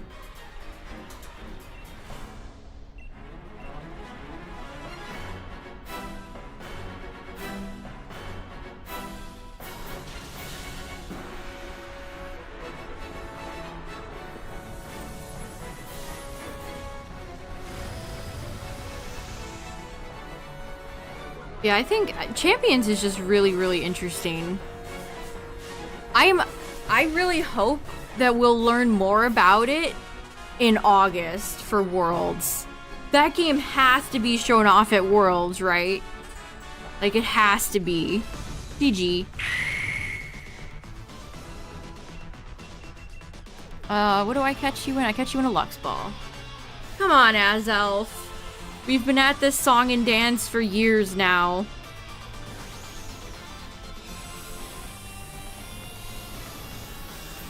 Yeah, if you lose all your hearts, you're done.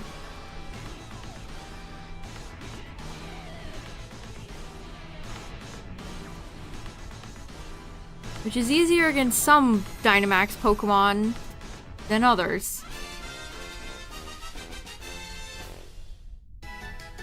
Alright, what do we got? Nope. Nope. Aw, come on, Lipard. Dang it.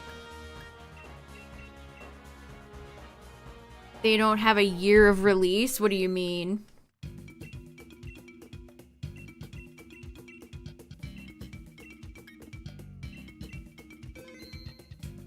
Poiple's got a ginormous head.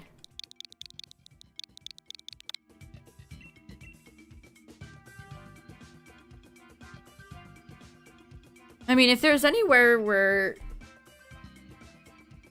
What did they even say about it was just now in development? I mean, it'll likely be a Switch 2 game.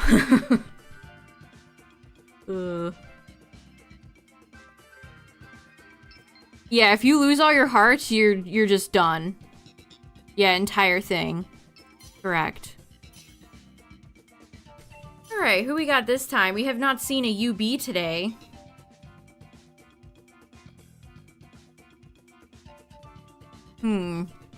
Interesting choices. The successor to Legend of Zelda Breath of the Wild is now in development. That just gave me, like, horrid flashbacks. I just broke out in a cold sweat.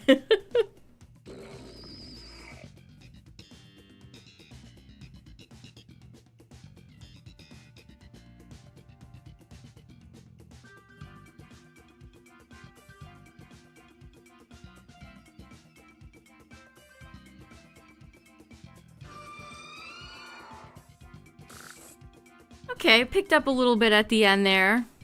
I'm glad nobody took Wailmer. I'm proud of ya. If I should make a Dynamax tier list. Oh hey, it's Articuno. I can tell you it's not Kyurem.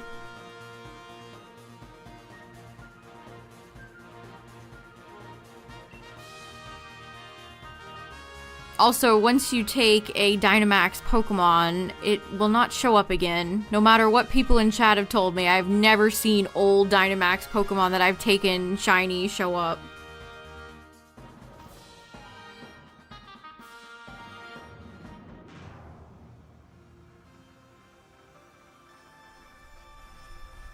Can you swear? Feel free. Elder Scrolls 6 now in development.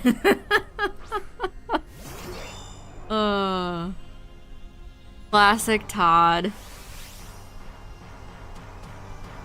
It's classic Todd behavior if we've ever seen it. Do you have Steam Engine?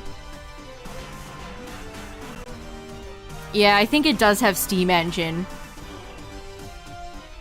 Well, I should have let Stunfisk take this, oh well.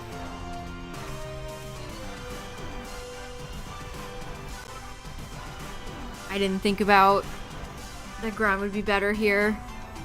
My bad.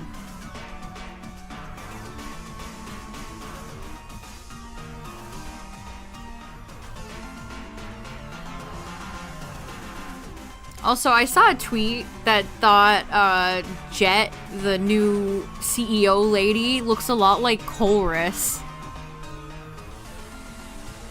Watch her not be related to anybody. She's just a lady. She's not related to Opal or anybody or Colress. She's just a lady.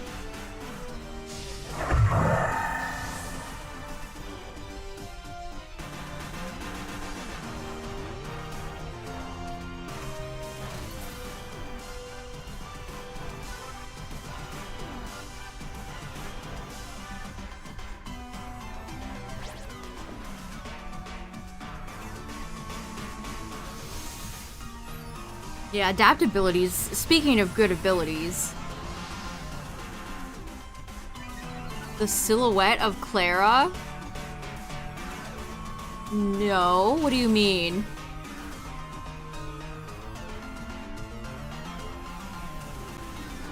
That was a fake tweet. Clara would be one of the last people I'd expect to show up. I haven't seen the tweet in question. They bring back my boy Avery. We had Avery and then we had Arvin.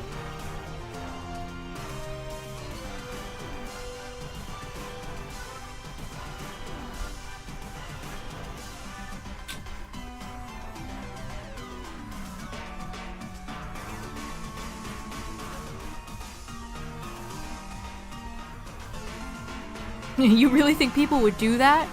Go on twitter.com and post lies?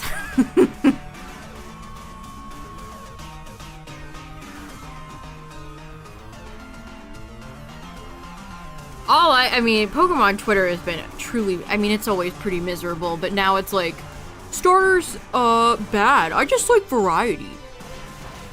And graphics, bad. That's all it's been.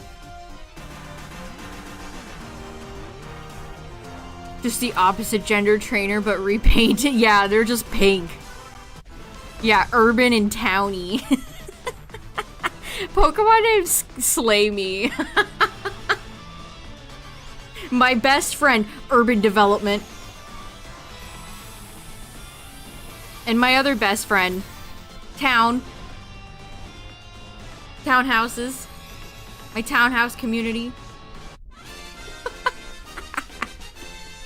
Yeah, I almost want to pick the male character just so I can get towny. Because urban development. Maybe I'll just refer to him as urban development from now on.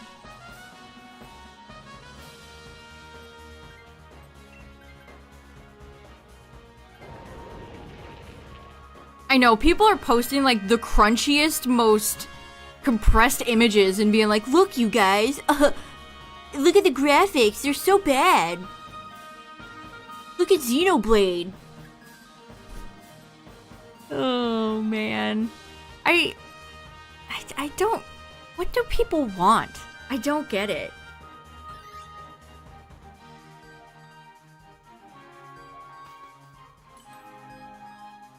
Like, is it the most visually, graphically amazing looking game I've ever seen?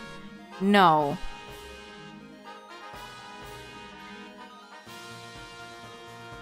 But like, it's not gonna look like God of War. It's not gonna look like a AAA PS5 game.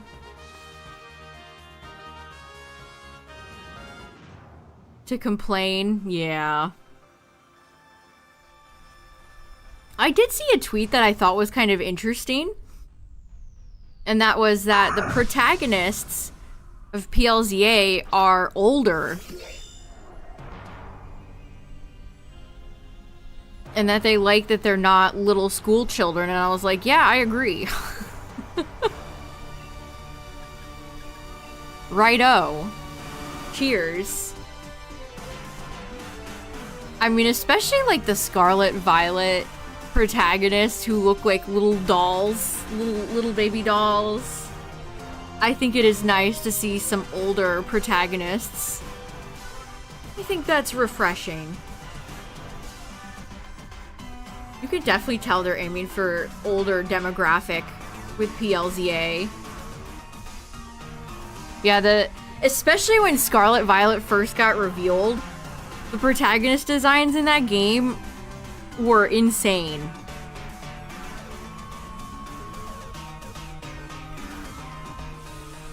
Dunsparce. That's true. I want Dunsparce. I mean, we know from the Terra leak that PLA was targeted towards older Pokemon fans. We actually know that that was their intention. And I think this just further goes to show that yes, they are aiming for a older demographic with these Legends spin-off games.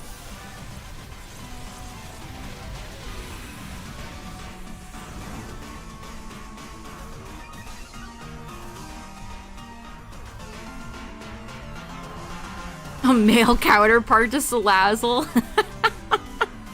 What would that even look like?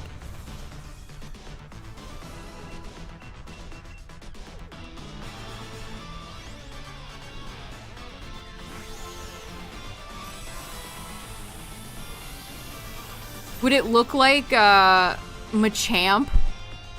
Would it just... I want it to be like the most masculine, over-the-top Pokemon I've ever seen. Like if they could sexualize a lizard, they could do the reverse. Equal opportunity.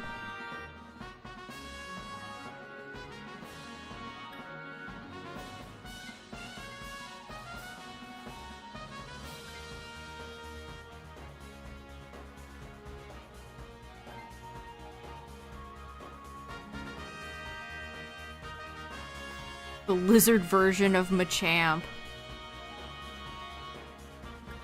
Actually, chat, you're thinking of Scalies, not furries. Our choices here are terrible. Beartic again. I guess we do have the Talon that flames, but me and Laron could get roasted.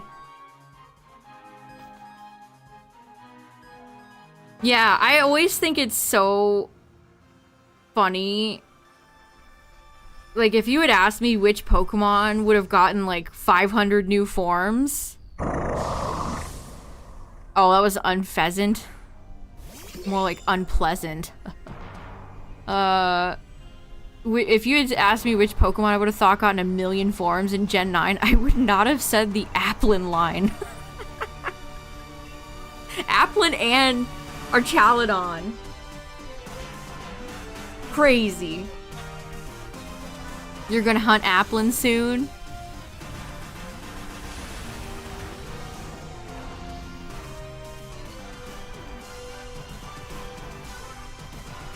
Are you gonna get the whole line Midnight? Get one apple? Evolve apple?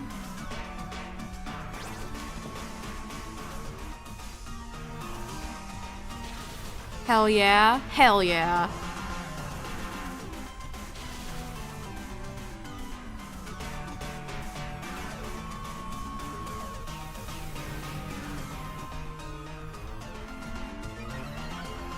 Shiny Appleton, great choice. Excellent selection.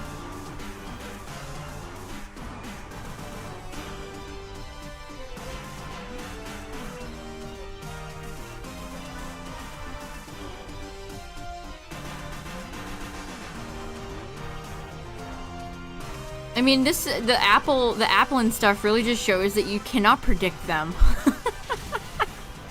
You cannot predict, for the most part, what Pokemon they're gonna go in hard on next.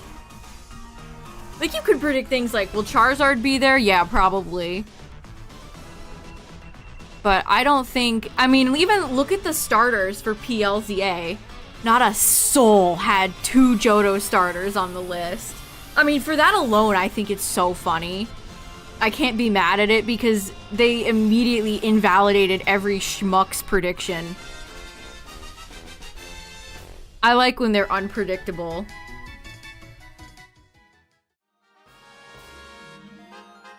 Laron hung on by a thread there. You love to see it.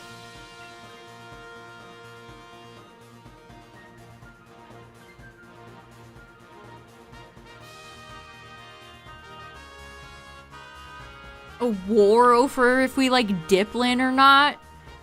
Deeply unserious. It's like all the people freaking out about the starters. It's like, it's just not that serious.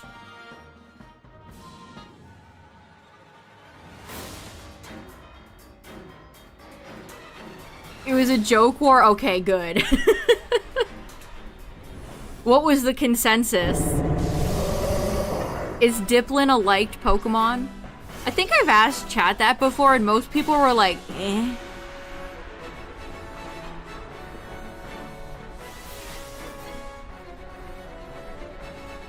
They were like, maybe? Colossal should probably take this.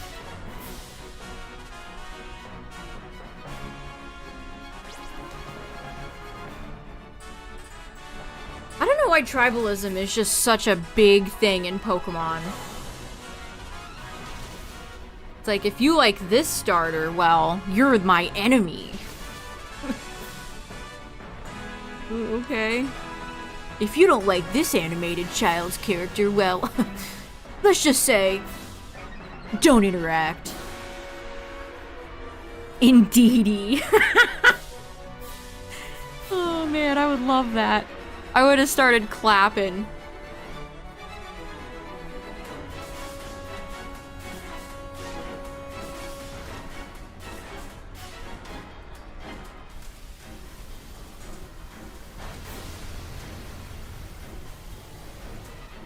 Yeah, DNI if you like Winona.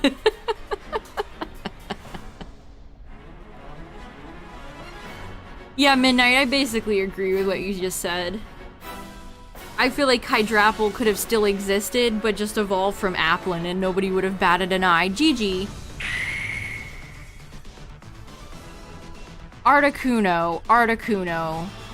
You are my last ice type left in the pool. Would you like to be shiny?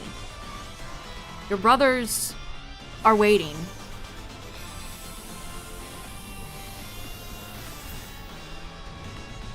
Moltres and Zapdos, they're ready for you to come home, Articuno. They're ready.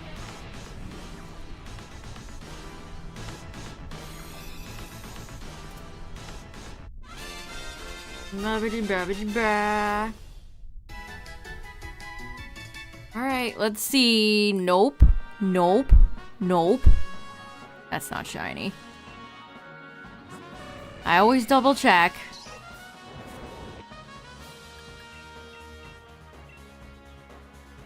Also, I was making sure I looked at Jigglypuff's eyes, because those eyes get very green for the shiny.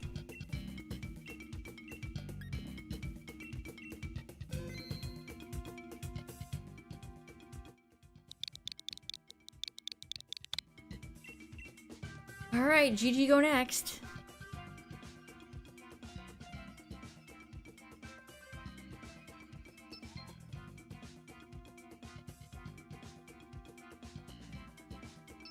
Here's a question, chat. What is your favorite new evolution to a Pokemon that they added in Gen 9?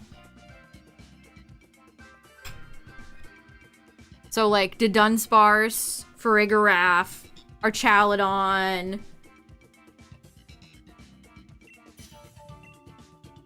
Hydrapple, Annihilate.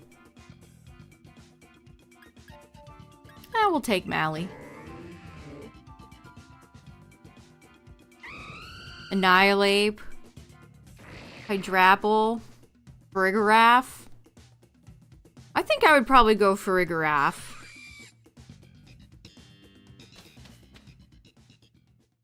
Midnight, I'm gonna make a video for all the recent shinies from Dynamax Adventures. The Xurkitree one is almost fully edited. I just have the ending to finish. And then I'll do Kyurem, and then I'll do Stacka. Okay, we got another Psychic type. Hot off the press.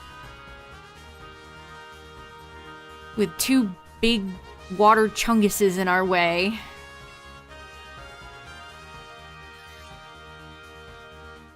You're not huge on any of them? Does Cleavor count? Yeah, you could count Cleavor. So that would, I guess that would also include Sneasler. Would anybody say Sneasler? Farigiraf looks like an astronaut. It reminds me of, like, it has like a little chain chomp hoodie. Makes me think of Mario.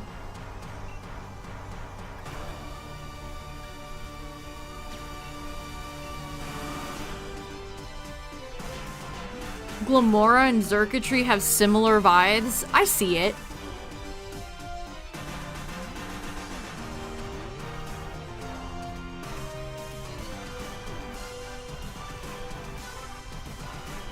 I can see that. I mean, I kind of like our Chaladon. They made it look like a stapler remover. It's just an objectively funny looking Pokemon that I never expected they would make.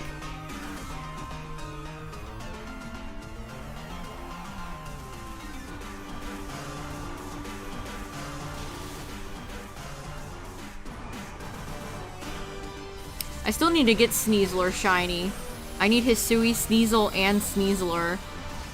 I was so hoping they would do an outbreak for the rest of the Hisui Pokemon. Why did they drop a random Hisui Voltorb outbreak event and then no others?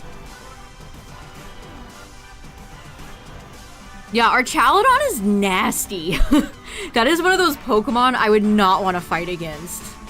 If I saw my opponent, if I did like competitive and I saw my opponent had an Archaladon, I would be like, oh brother, we're in for it.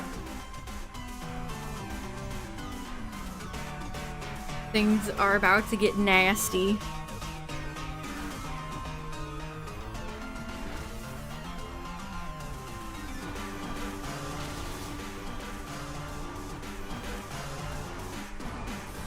Yeah, Sneasler was really good in the non-legendary VGC regulation until legendaries came back and then Sneasler vanished.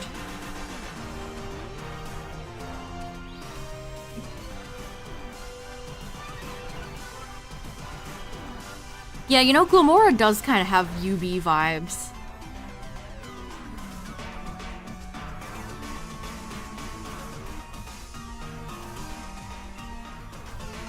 Also, I kind of like our Chaladon and its being the ace of Drayton.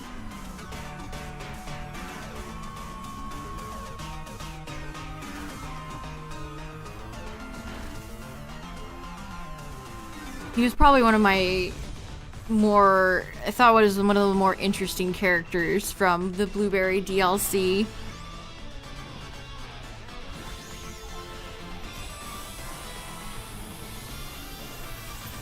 He had an agenda. He wanted to get Kieran out.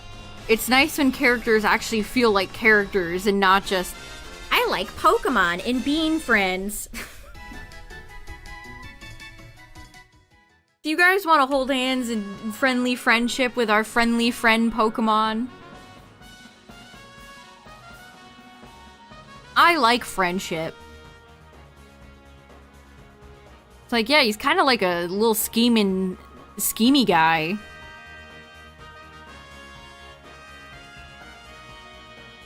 I like schemers. Characters that scheme.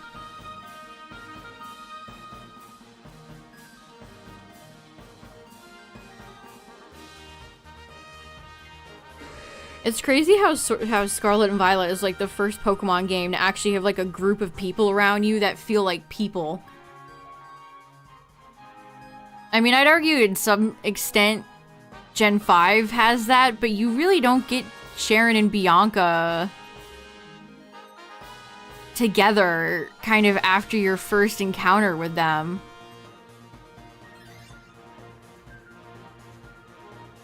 Yeah, ex-champion. Ooh. Yeah, he was kind of mean, which again, I love that. A Pokemon character with a little bit of spice.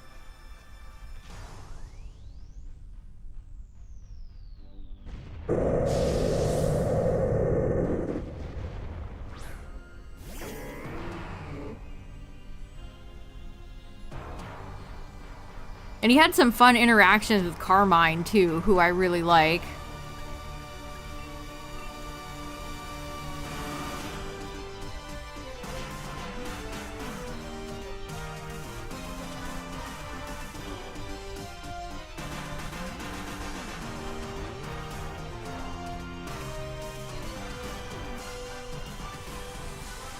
Yeah, Penny is very dry.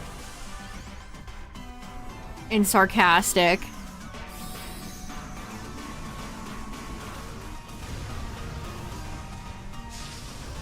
I mean, if you had described Penny to me, and especially like the fact that she just uses evolutions before playing the game, I would have been like, wow, I'm gonna hate this character. But I actually think she's kind of funny. Yeah, she's British, exactly. She's related to Peony.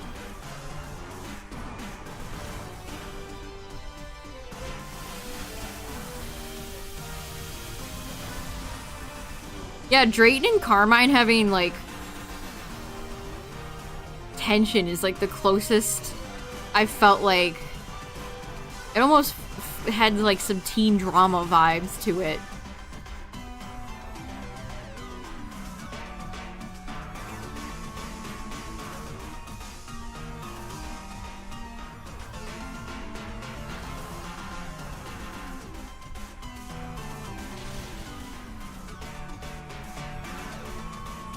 I mean, even Arvin I like, even though I think his story, you know, with his dying dog is pretty cliche.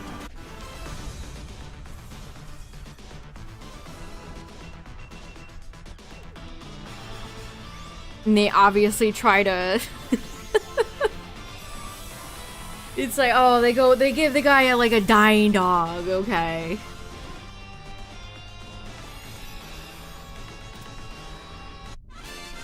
Yeah, I mean, I like Nimona, too. I think she's one of the characters with the least going on. We don't ever really get to see her backstory delved into, which is unfortunate, because I would have liked that. But I still like her, too.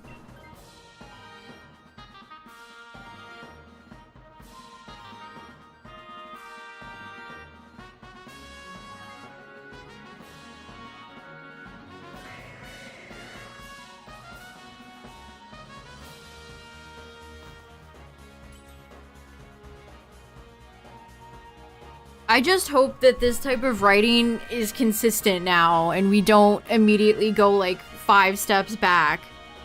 Because I was a fan of a lot of the character writing in Sun and Moon. And then Sword and Shield came out. It's like, oh no.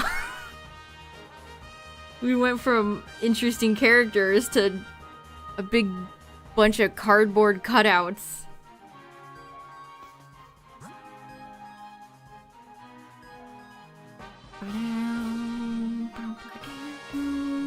Yeah, I think I like Nimona more than Hop as well. I'm not a Hop hater, but I don't. It's hard to like any character in Sword and Shield. They're just given so little. They're just given so little. I like Hop more than I like How. I mean, How is fine. I like that he's a chill guy. I mean, it's funny just how similar both of those characters are. Looks, name, having a relative that is a big, important, strong battler, and that kind of casts a shadow over them. Yeah, How is just a chill guy who likes to eat delicious treats. I can't be mad at the guy for that.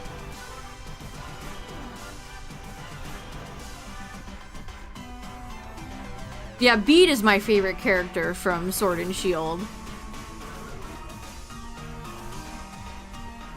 People are always clamoring for a rude rival, and then we got one, and like nobody cared. Nobody cared for some reason. I mean, again, Sword and Shield barely did anything with his character, but the very tiny little bit that we got, I liked.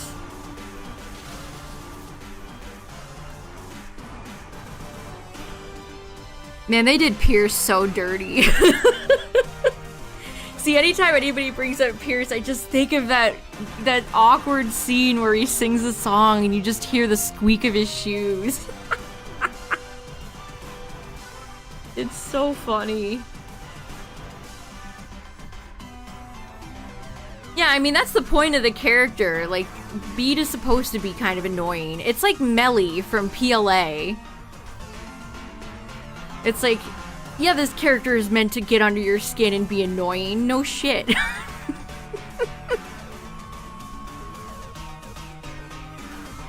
God forbid not every character is just a cardboard cutout nice person.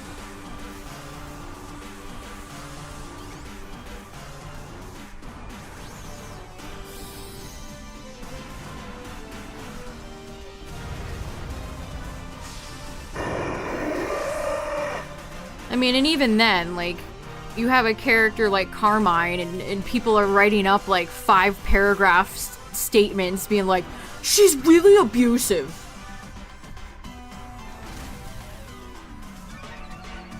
Like, no? No? The Puritans can't handle any character that is slightly not fully 100% friendship, wholesome good.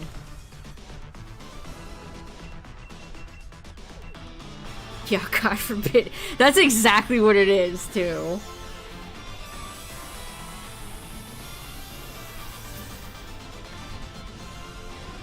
How is she shitty? Like, she shouldn't have lied to Kieran.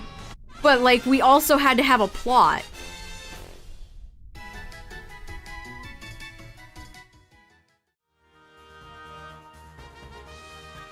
Like, Kieran needed the motivation to become the Jonkler. And like Midnight said, she meant well. She wasn't lying to be malicious to Kieran. Oh, she absolutely would if she was a male character. 1000%.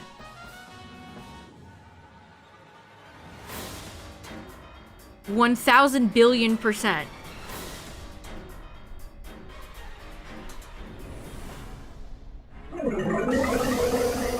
You have a female character that does something slightly mean, and then people start writing paragraphs. They're like, this character's such an abusive bitch.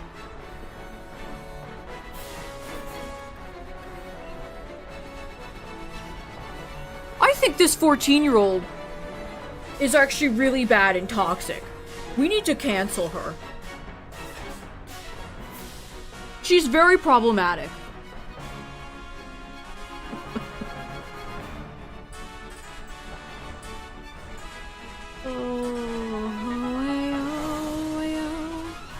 Yeah, she thought it was the best thing to do. She didn't want to hurt his feelings.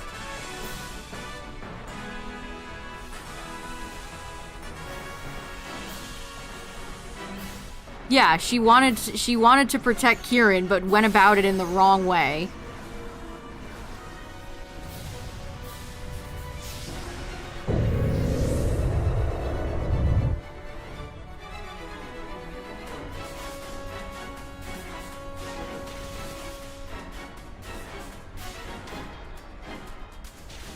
And man, it's just crazy. You make characters interesting and give them flaws, and people just can't handle it.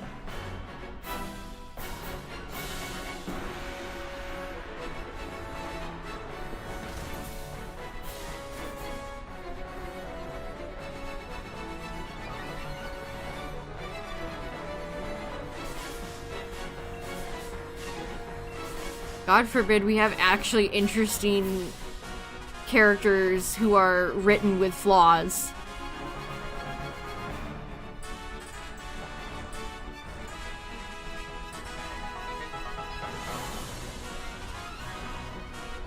Flaws in my character?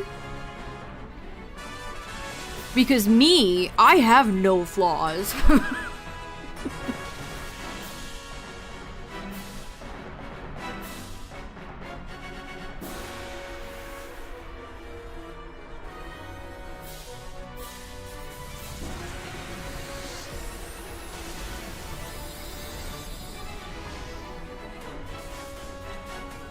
I'm too humble.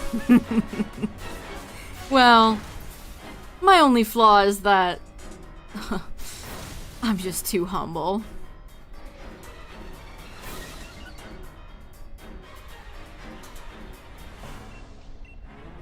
Alright, get out of here, ooksy ooksy.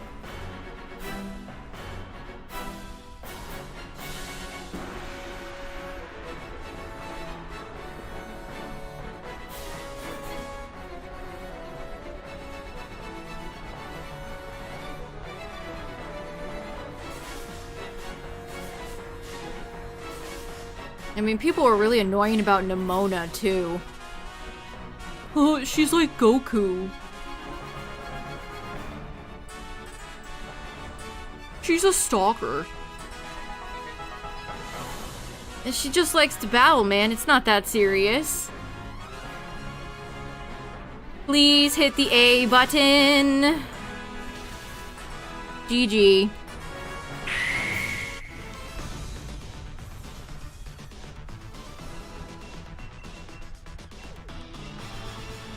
Get out of here. Ooksy ooksy.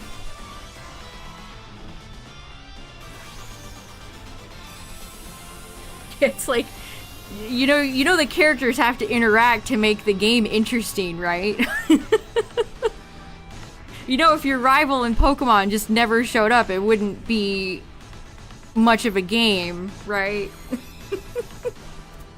Oh, how do stories work? Pokemon fans. I can't read. Huxley, you sicken me.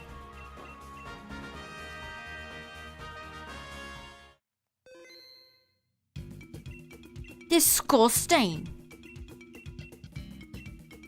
Alright, GG go next. I hope Furfrou would get new hairstyles, but I almost feel like it won't. I would love that.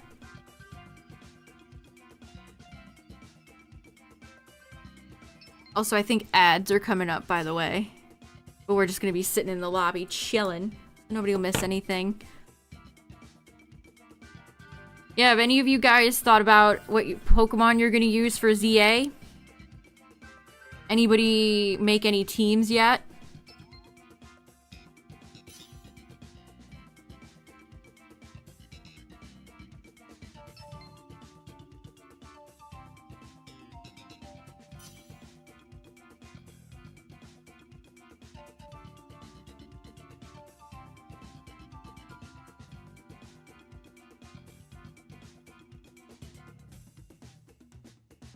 Chikorita's your baby. Chikorita is baby.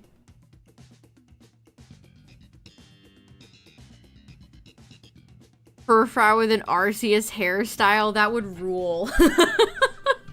Give it the Volo cut.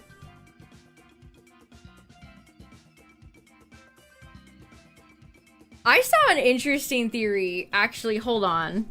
Let me get some... I actually gotta blow my nose. I will discuss the cool theory momentarily.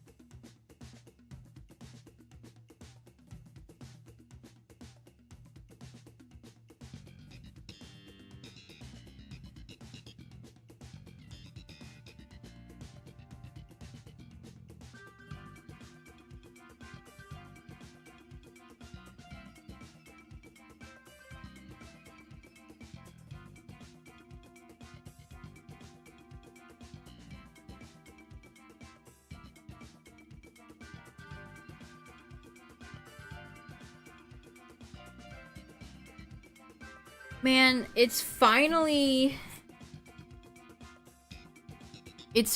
March, and yet it's cold as frick here tonight.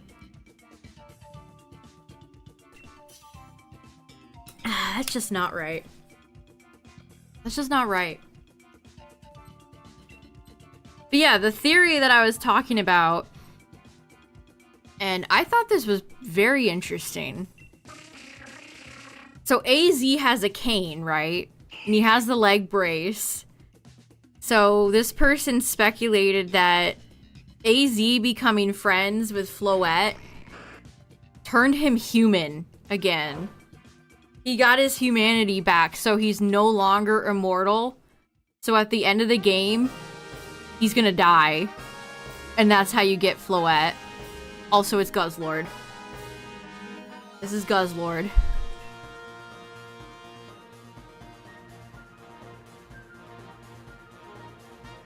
And I thought it was like, oh, it's kind of interesting. I thought that was kind of interesting.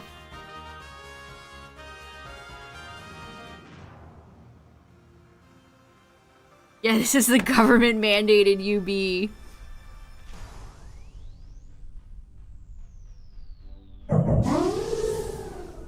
Whimsicott. Whimsicott always reminds me of a gingerbread cookie. I mean, how are we gonna get AZ's Floette in a way that makes sense?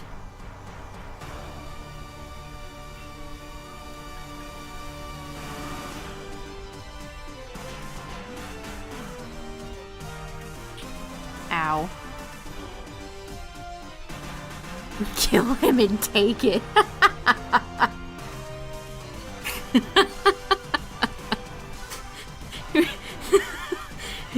He's at like the top of the stairs in his hotel, and we just push him down the stairs, snatch the Floette, and run out the door.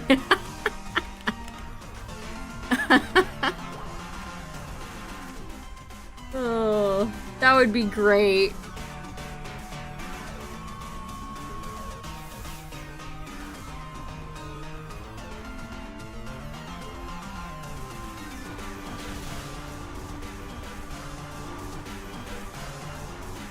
Yeah, then we become 3,000 years old because we did a terrible crime.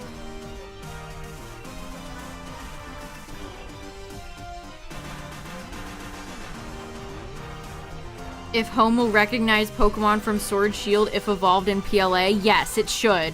As long as its origin is from Sword Shield, you should be okay. I think? Somebody correct me if I'm wrong.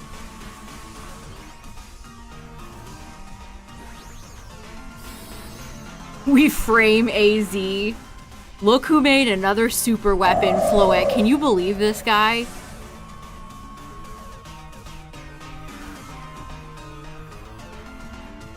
Yeah, all that matters is the origin mark. That's what I thought.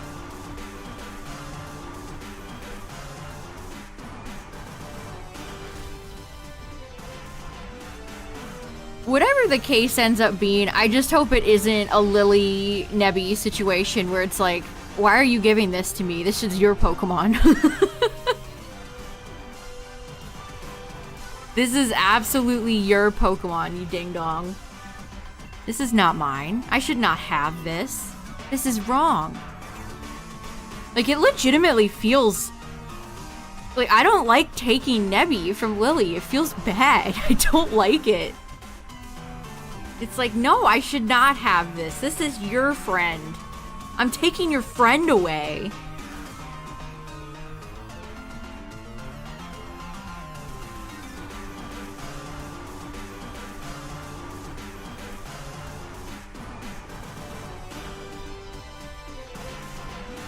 Yeah, I mean, I thought that theory was pretty interesting, honestly. If AZ does pass at the end of the game and we get his Floette. Yeah, have my childhood dog. That evolved into a giant lion or bat. It's yours now.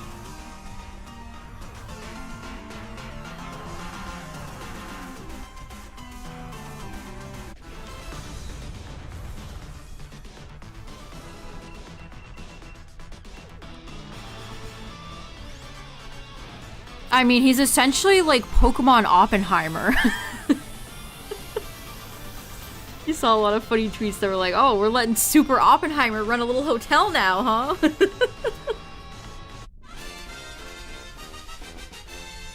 That would be like...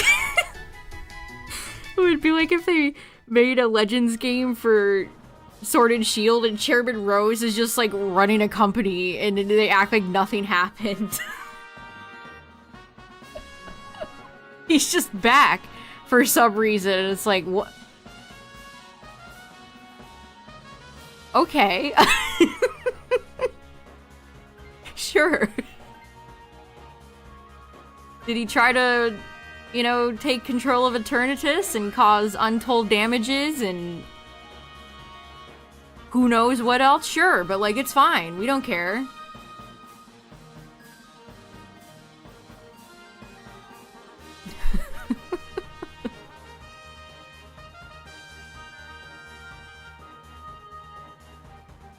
Yeah, the only time I want to see Chairman Rose come back is if we get a shot of him in his jail cell.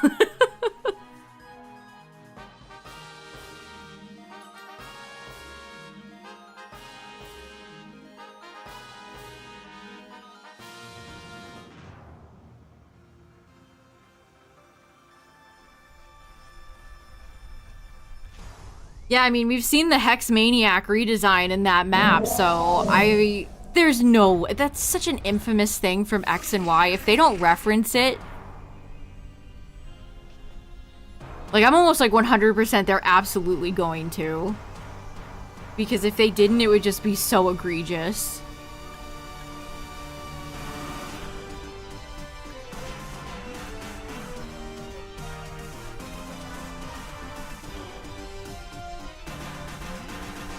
Yeah, Rose at the side of the... Yeah. Doing community service. That might be even better. That would be even better. Have him in his little jumpsuit picking up litter on the side of a road.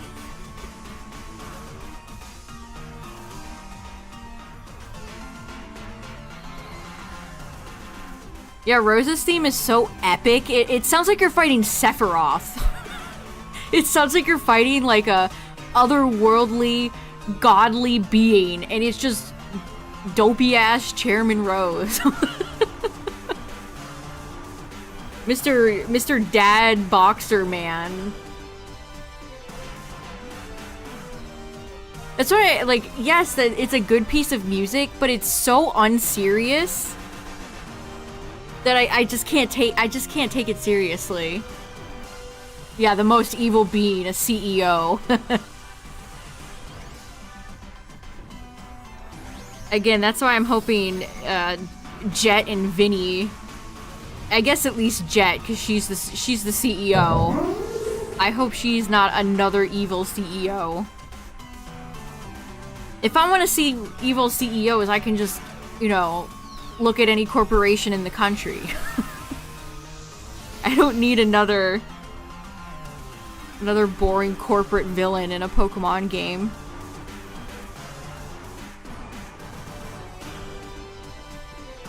Yeah, it really is the type of song that you would think you would have for fighting Sephiroth.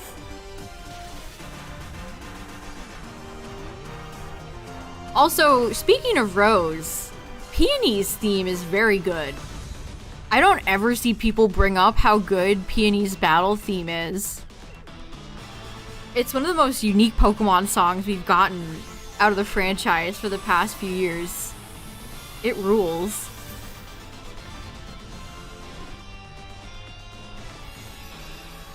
It makes me feel like I'm in a... Like I'm trying to catch a criminal driving in my car in New York in the 40s. It's awesome.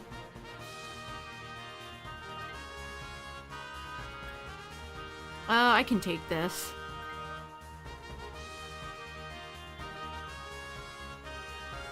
Breloom.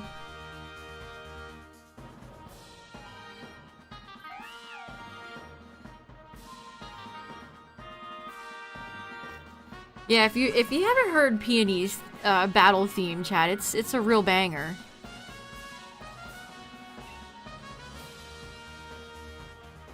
No, I think we should fight Fracture. Vaporeon's too thick and tanky.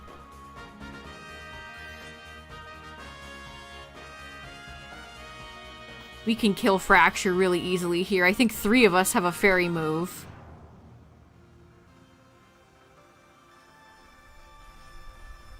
Yeah, Funky. It's awesome, isn't it?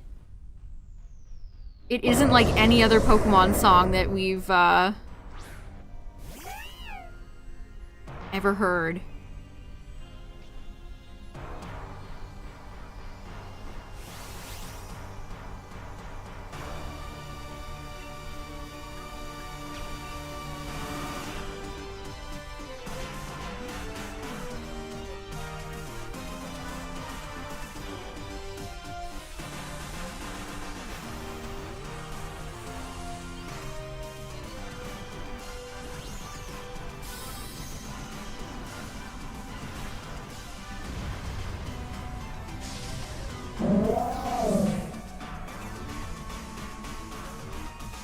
Who cares, man?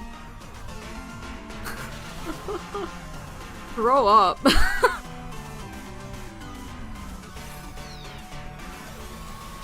Vaporeon is just Vaporeon if you're not a weird-brained weirdo.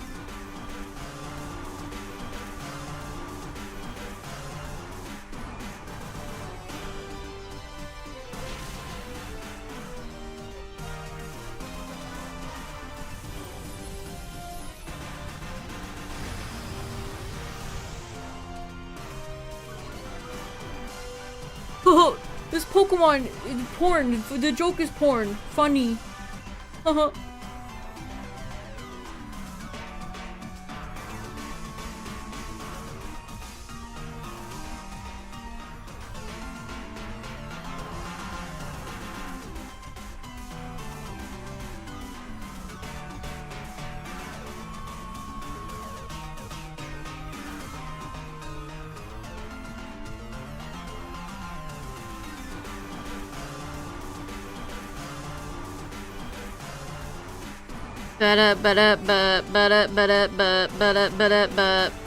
Please kill this Fracture. Please kill this Fracture. Please kill this Fracture.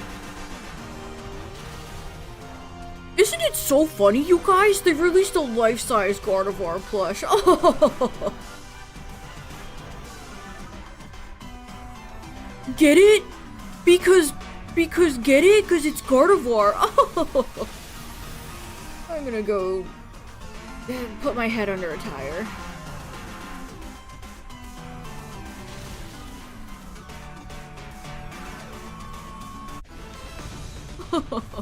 So funny.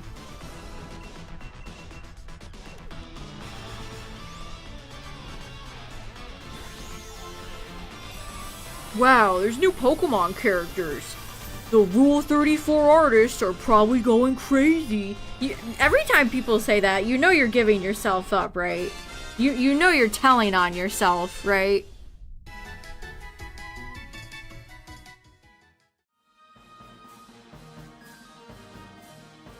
Yes, it is absolutely a self-report.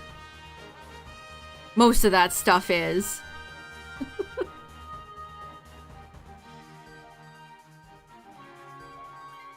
Yeah, I mean, we had our little funny laughs when the Gardevoir plush was announced, and then we moved on. See, it's not the type of thing you gotta constantly dwell on.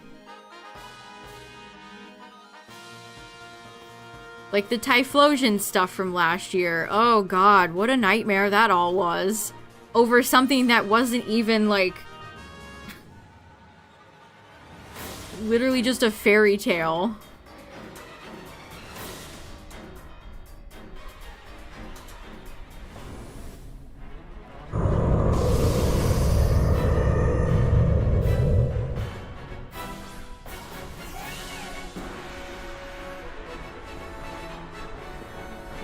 Yeah, mistranslated one.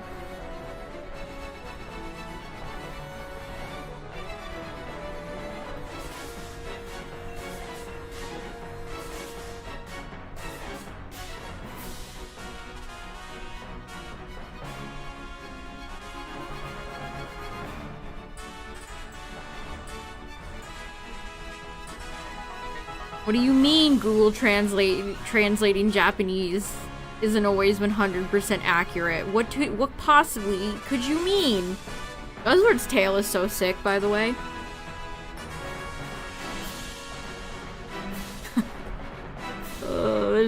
There's more fetish images of Guzzlord on Google Images than one would have assumed.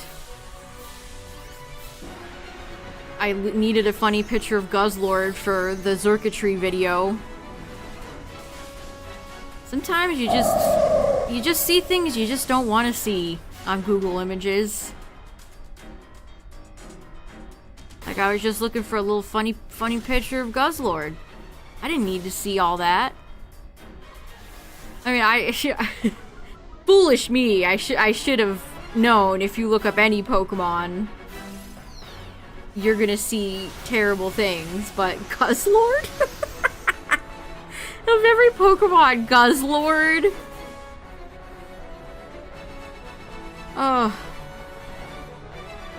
Yeah, turn safety search on.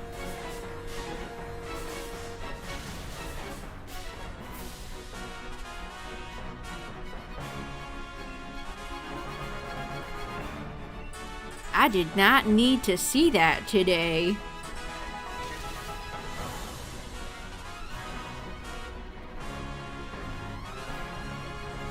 Hey, GG. See, the best thing about our friend Guzzlord here, do not Google image search this Pokemon, is the fact that it's very easy. GG.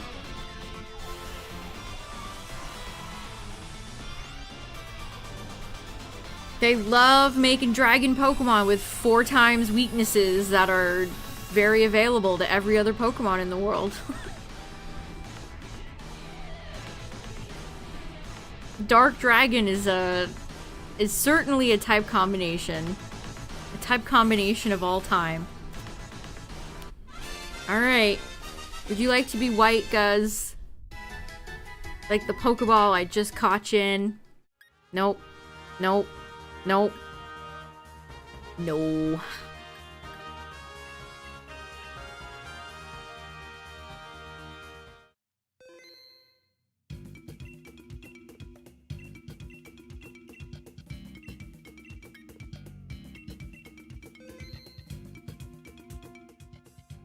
Alright, chat. Let's go in for like one more good run.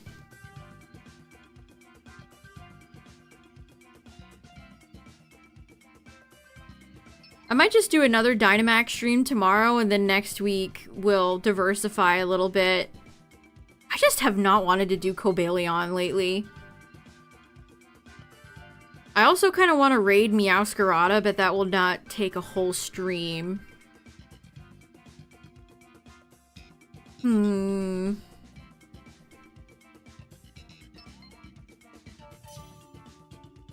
We'll see, we'll see.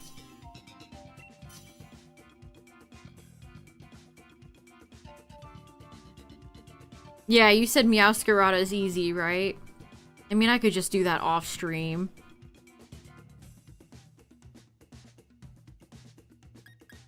I don't know, we'll see.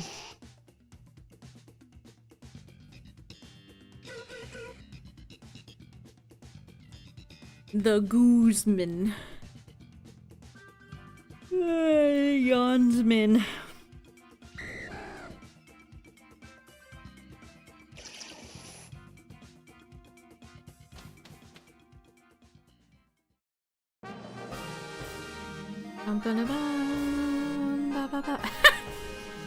What? Well, guess what, chat? Guess who's back in black? The Guzman. He strikes again, and Liepard is back? I mean, we have Clefable over there.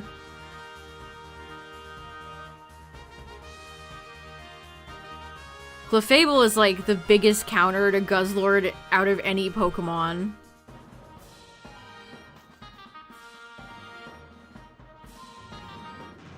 You soloed Meowscarada with Scizor.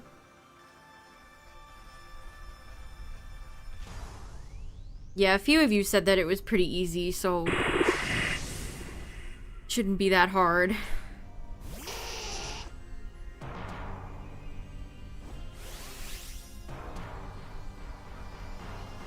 I know, Mimikyu. I have a knack for that.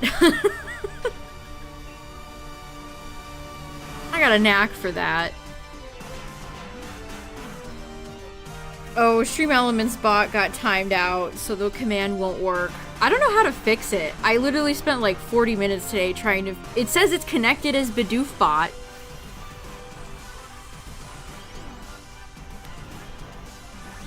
On timeout Stream Elements. Unrecognized command slash... Oh, it's just unban. Unban Stream Elements. Yeah, try again. There we go.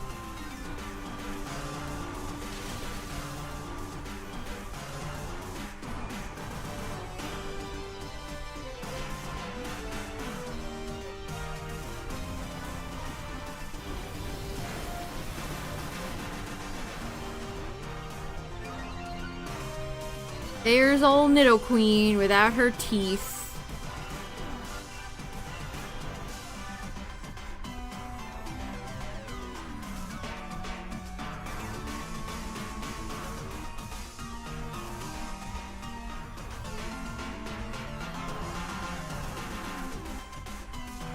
And Basculin. Old Gums Basculin.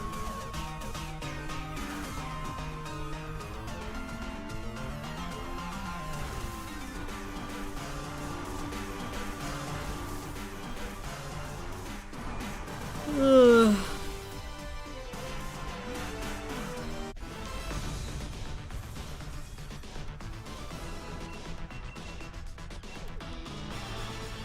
Basculin's fins look so funny.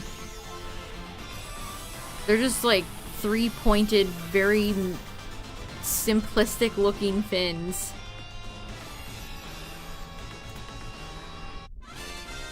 Yeah, I think Red has Fang. The blue one is the worst one. I'll hang on to Nidoqueen for Clef. You quite enjoy Basculin? I still think Basculin's a little bit bland, but at least Basculegion is really cool. I almost said cute. That's not a Pokemon I'd maybe describe as cute. Cute cool.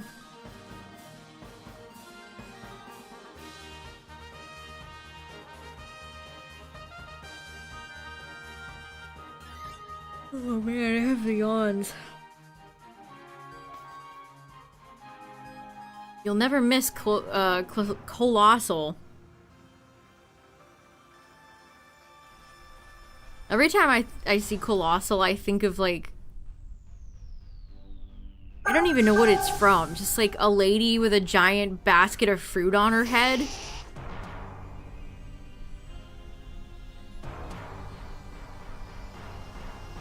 Yeah, I got an alpha shiny white striped Basculin too.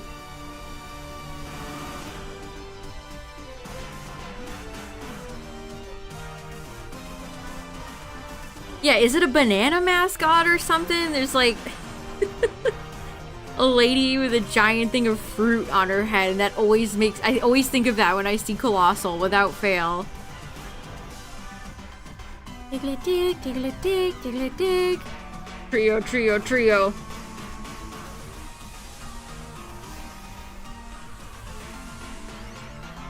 Chiquita Banana.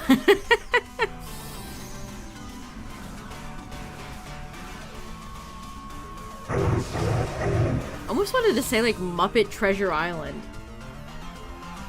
Oh yeah, you're right. He does have the bowl of fruit on her head.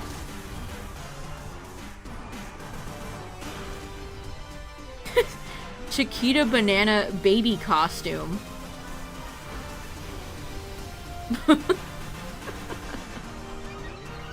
Do do do. Peanut butter jelly time. Now that takes me back.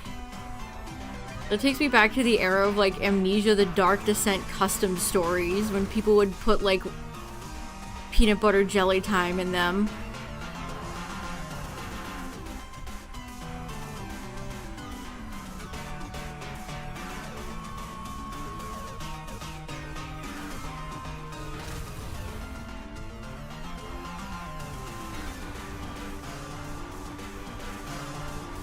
Yeah, Clefable's no joke. I think she's one of the most difficult Dynamax rentals to go up against if you're not armed to the teeth with poison and steel.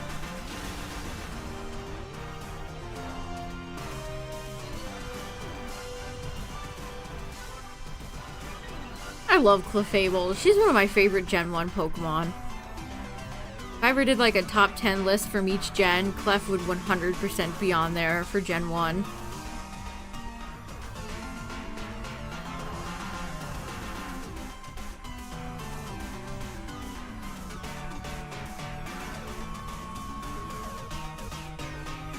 Oh man, I can't stop yawning. Hit the A button, thank you.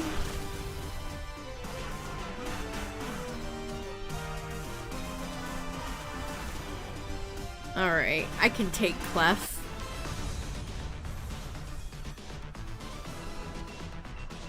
I don't think Nidoqueen provides that much usefulness against Guzz.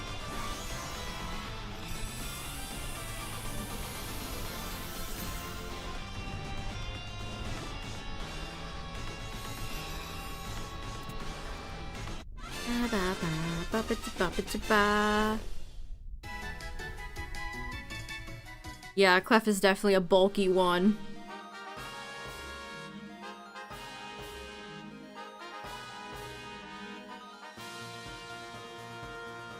Yeah, Nidoqueen just has charm.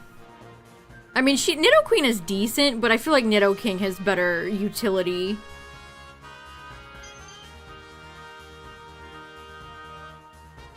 Yeah, they're just good Gen 1 pinkies.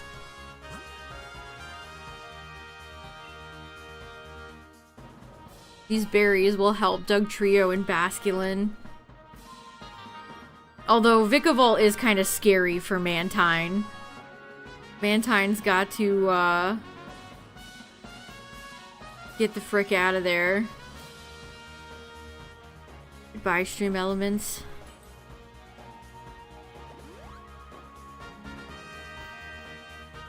Chuckles, I'm in danger.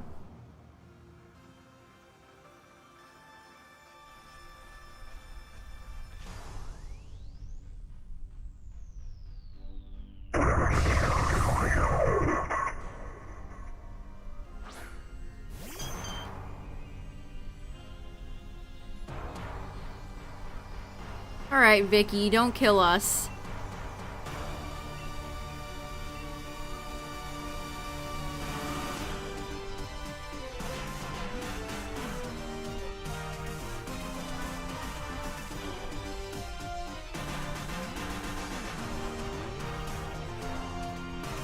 Please do not kill us. I will survive from Chicken Little. I like that you specified that it's specifically from Chicken Little. Disney's cinematic masterpiece, Chicken Little.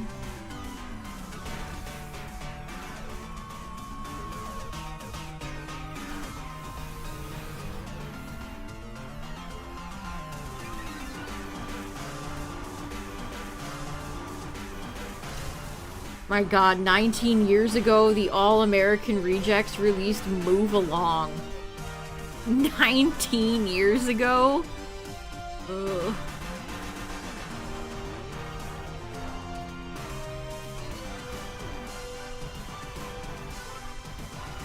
That's the Bionicle song.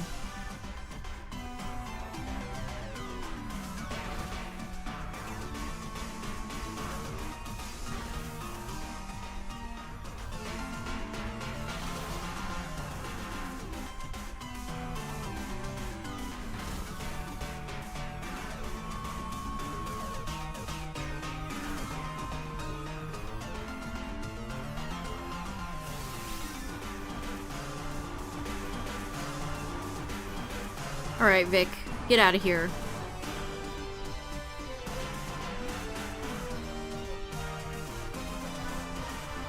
Chicken Little 2. What would that even have been about? Chicken Little's awful, awful father, Buck Cluck, redeeming himself after being a deadbeat, awful father for the whole movie.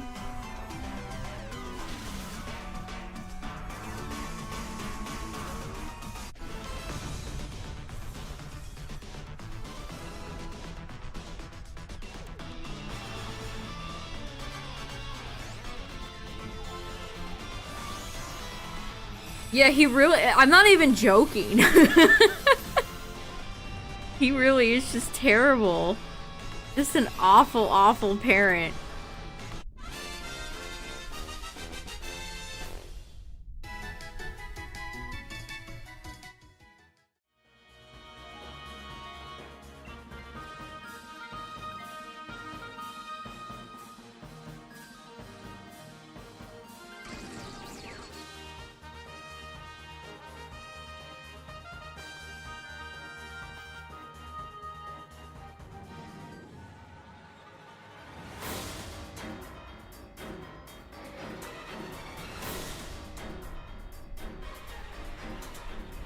No way, it's Guzzlord!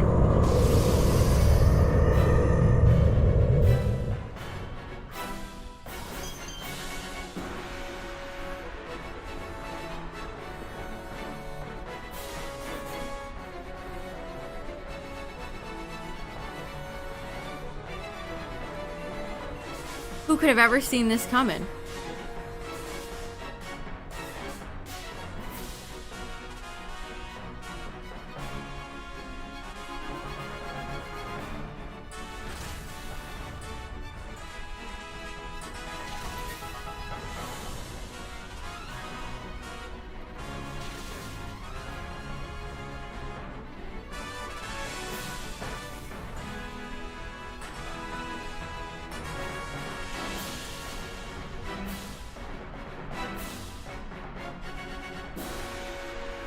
You pumpkin. Guzzlord could be a pumpkin. Move over, Pumpkaboo. Move over, Gorgeist.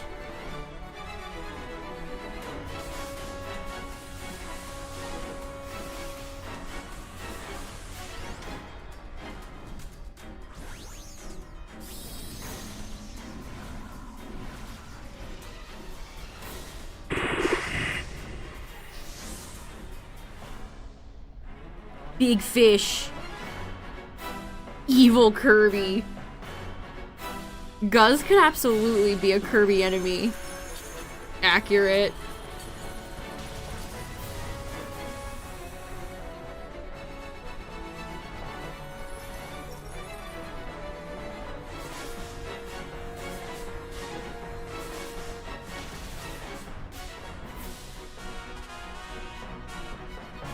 He's worm-winding. The fish lived! Oh, but it is hailing. Grounch. Uh-oh. Uh-oh. The boost is up. He's beastin' and boostin'. Simmer down, Guzz. Special attack. GG. This guy really thought he had something. GG's.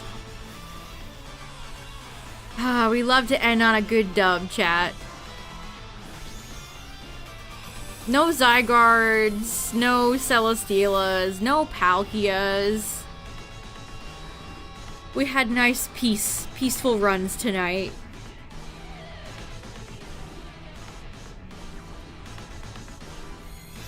She beastin' on my boostin'. GG's.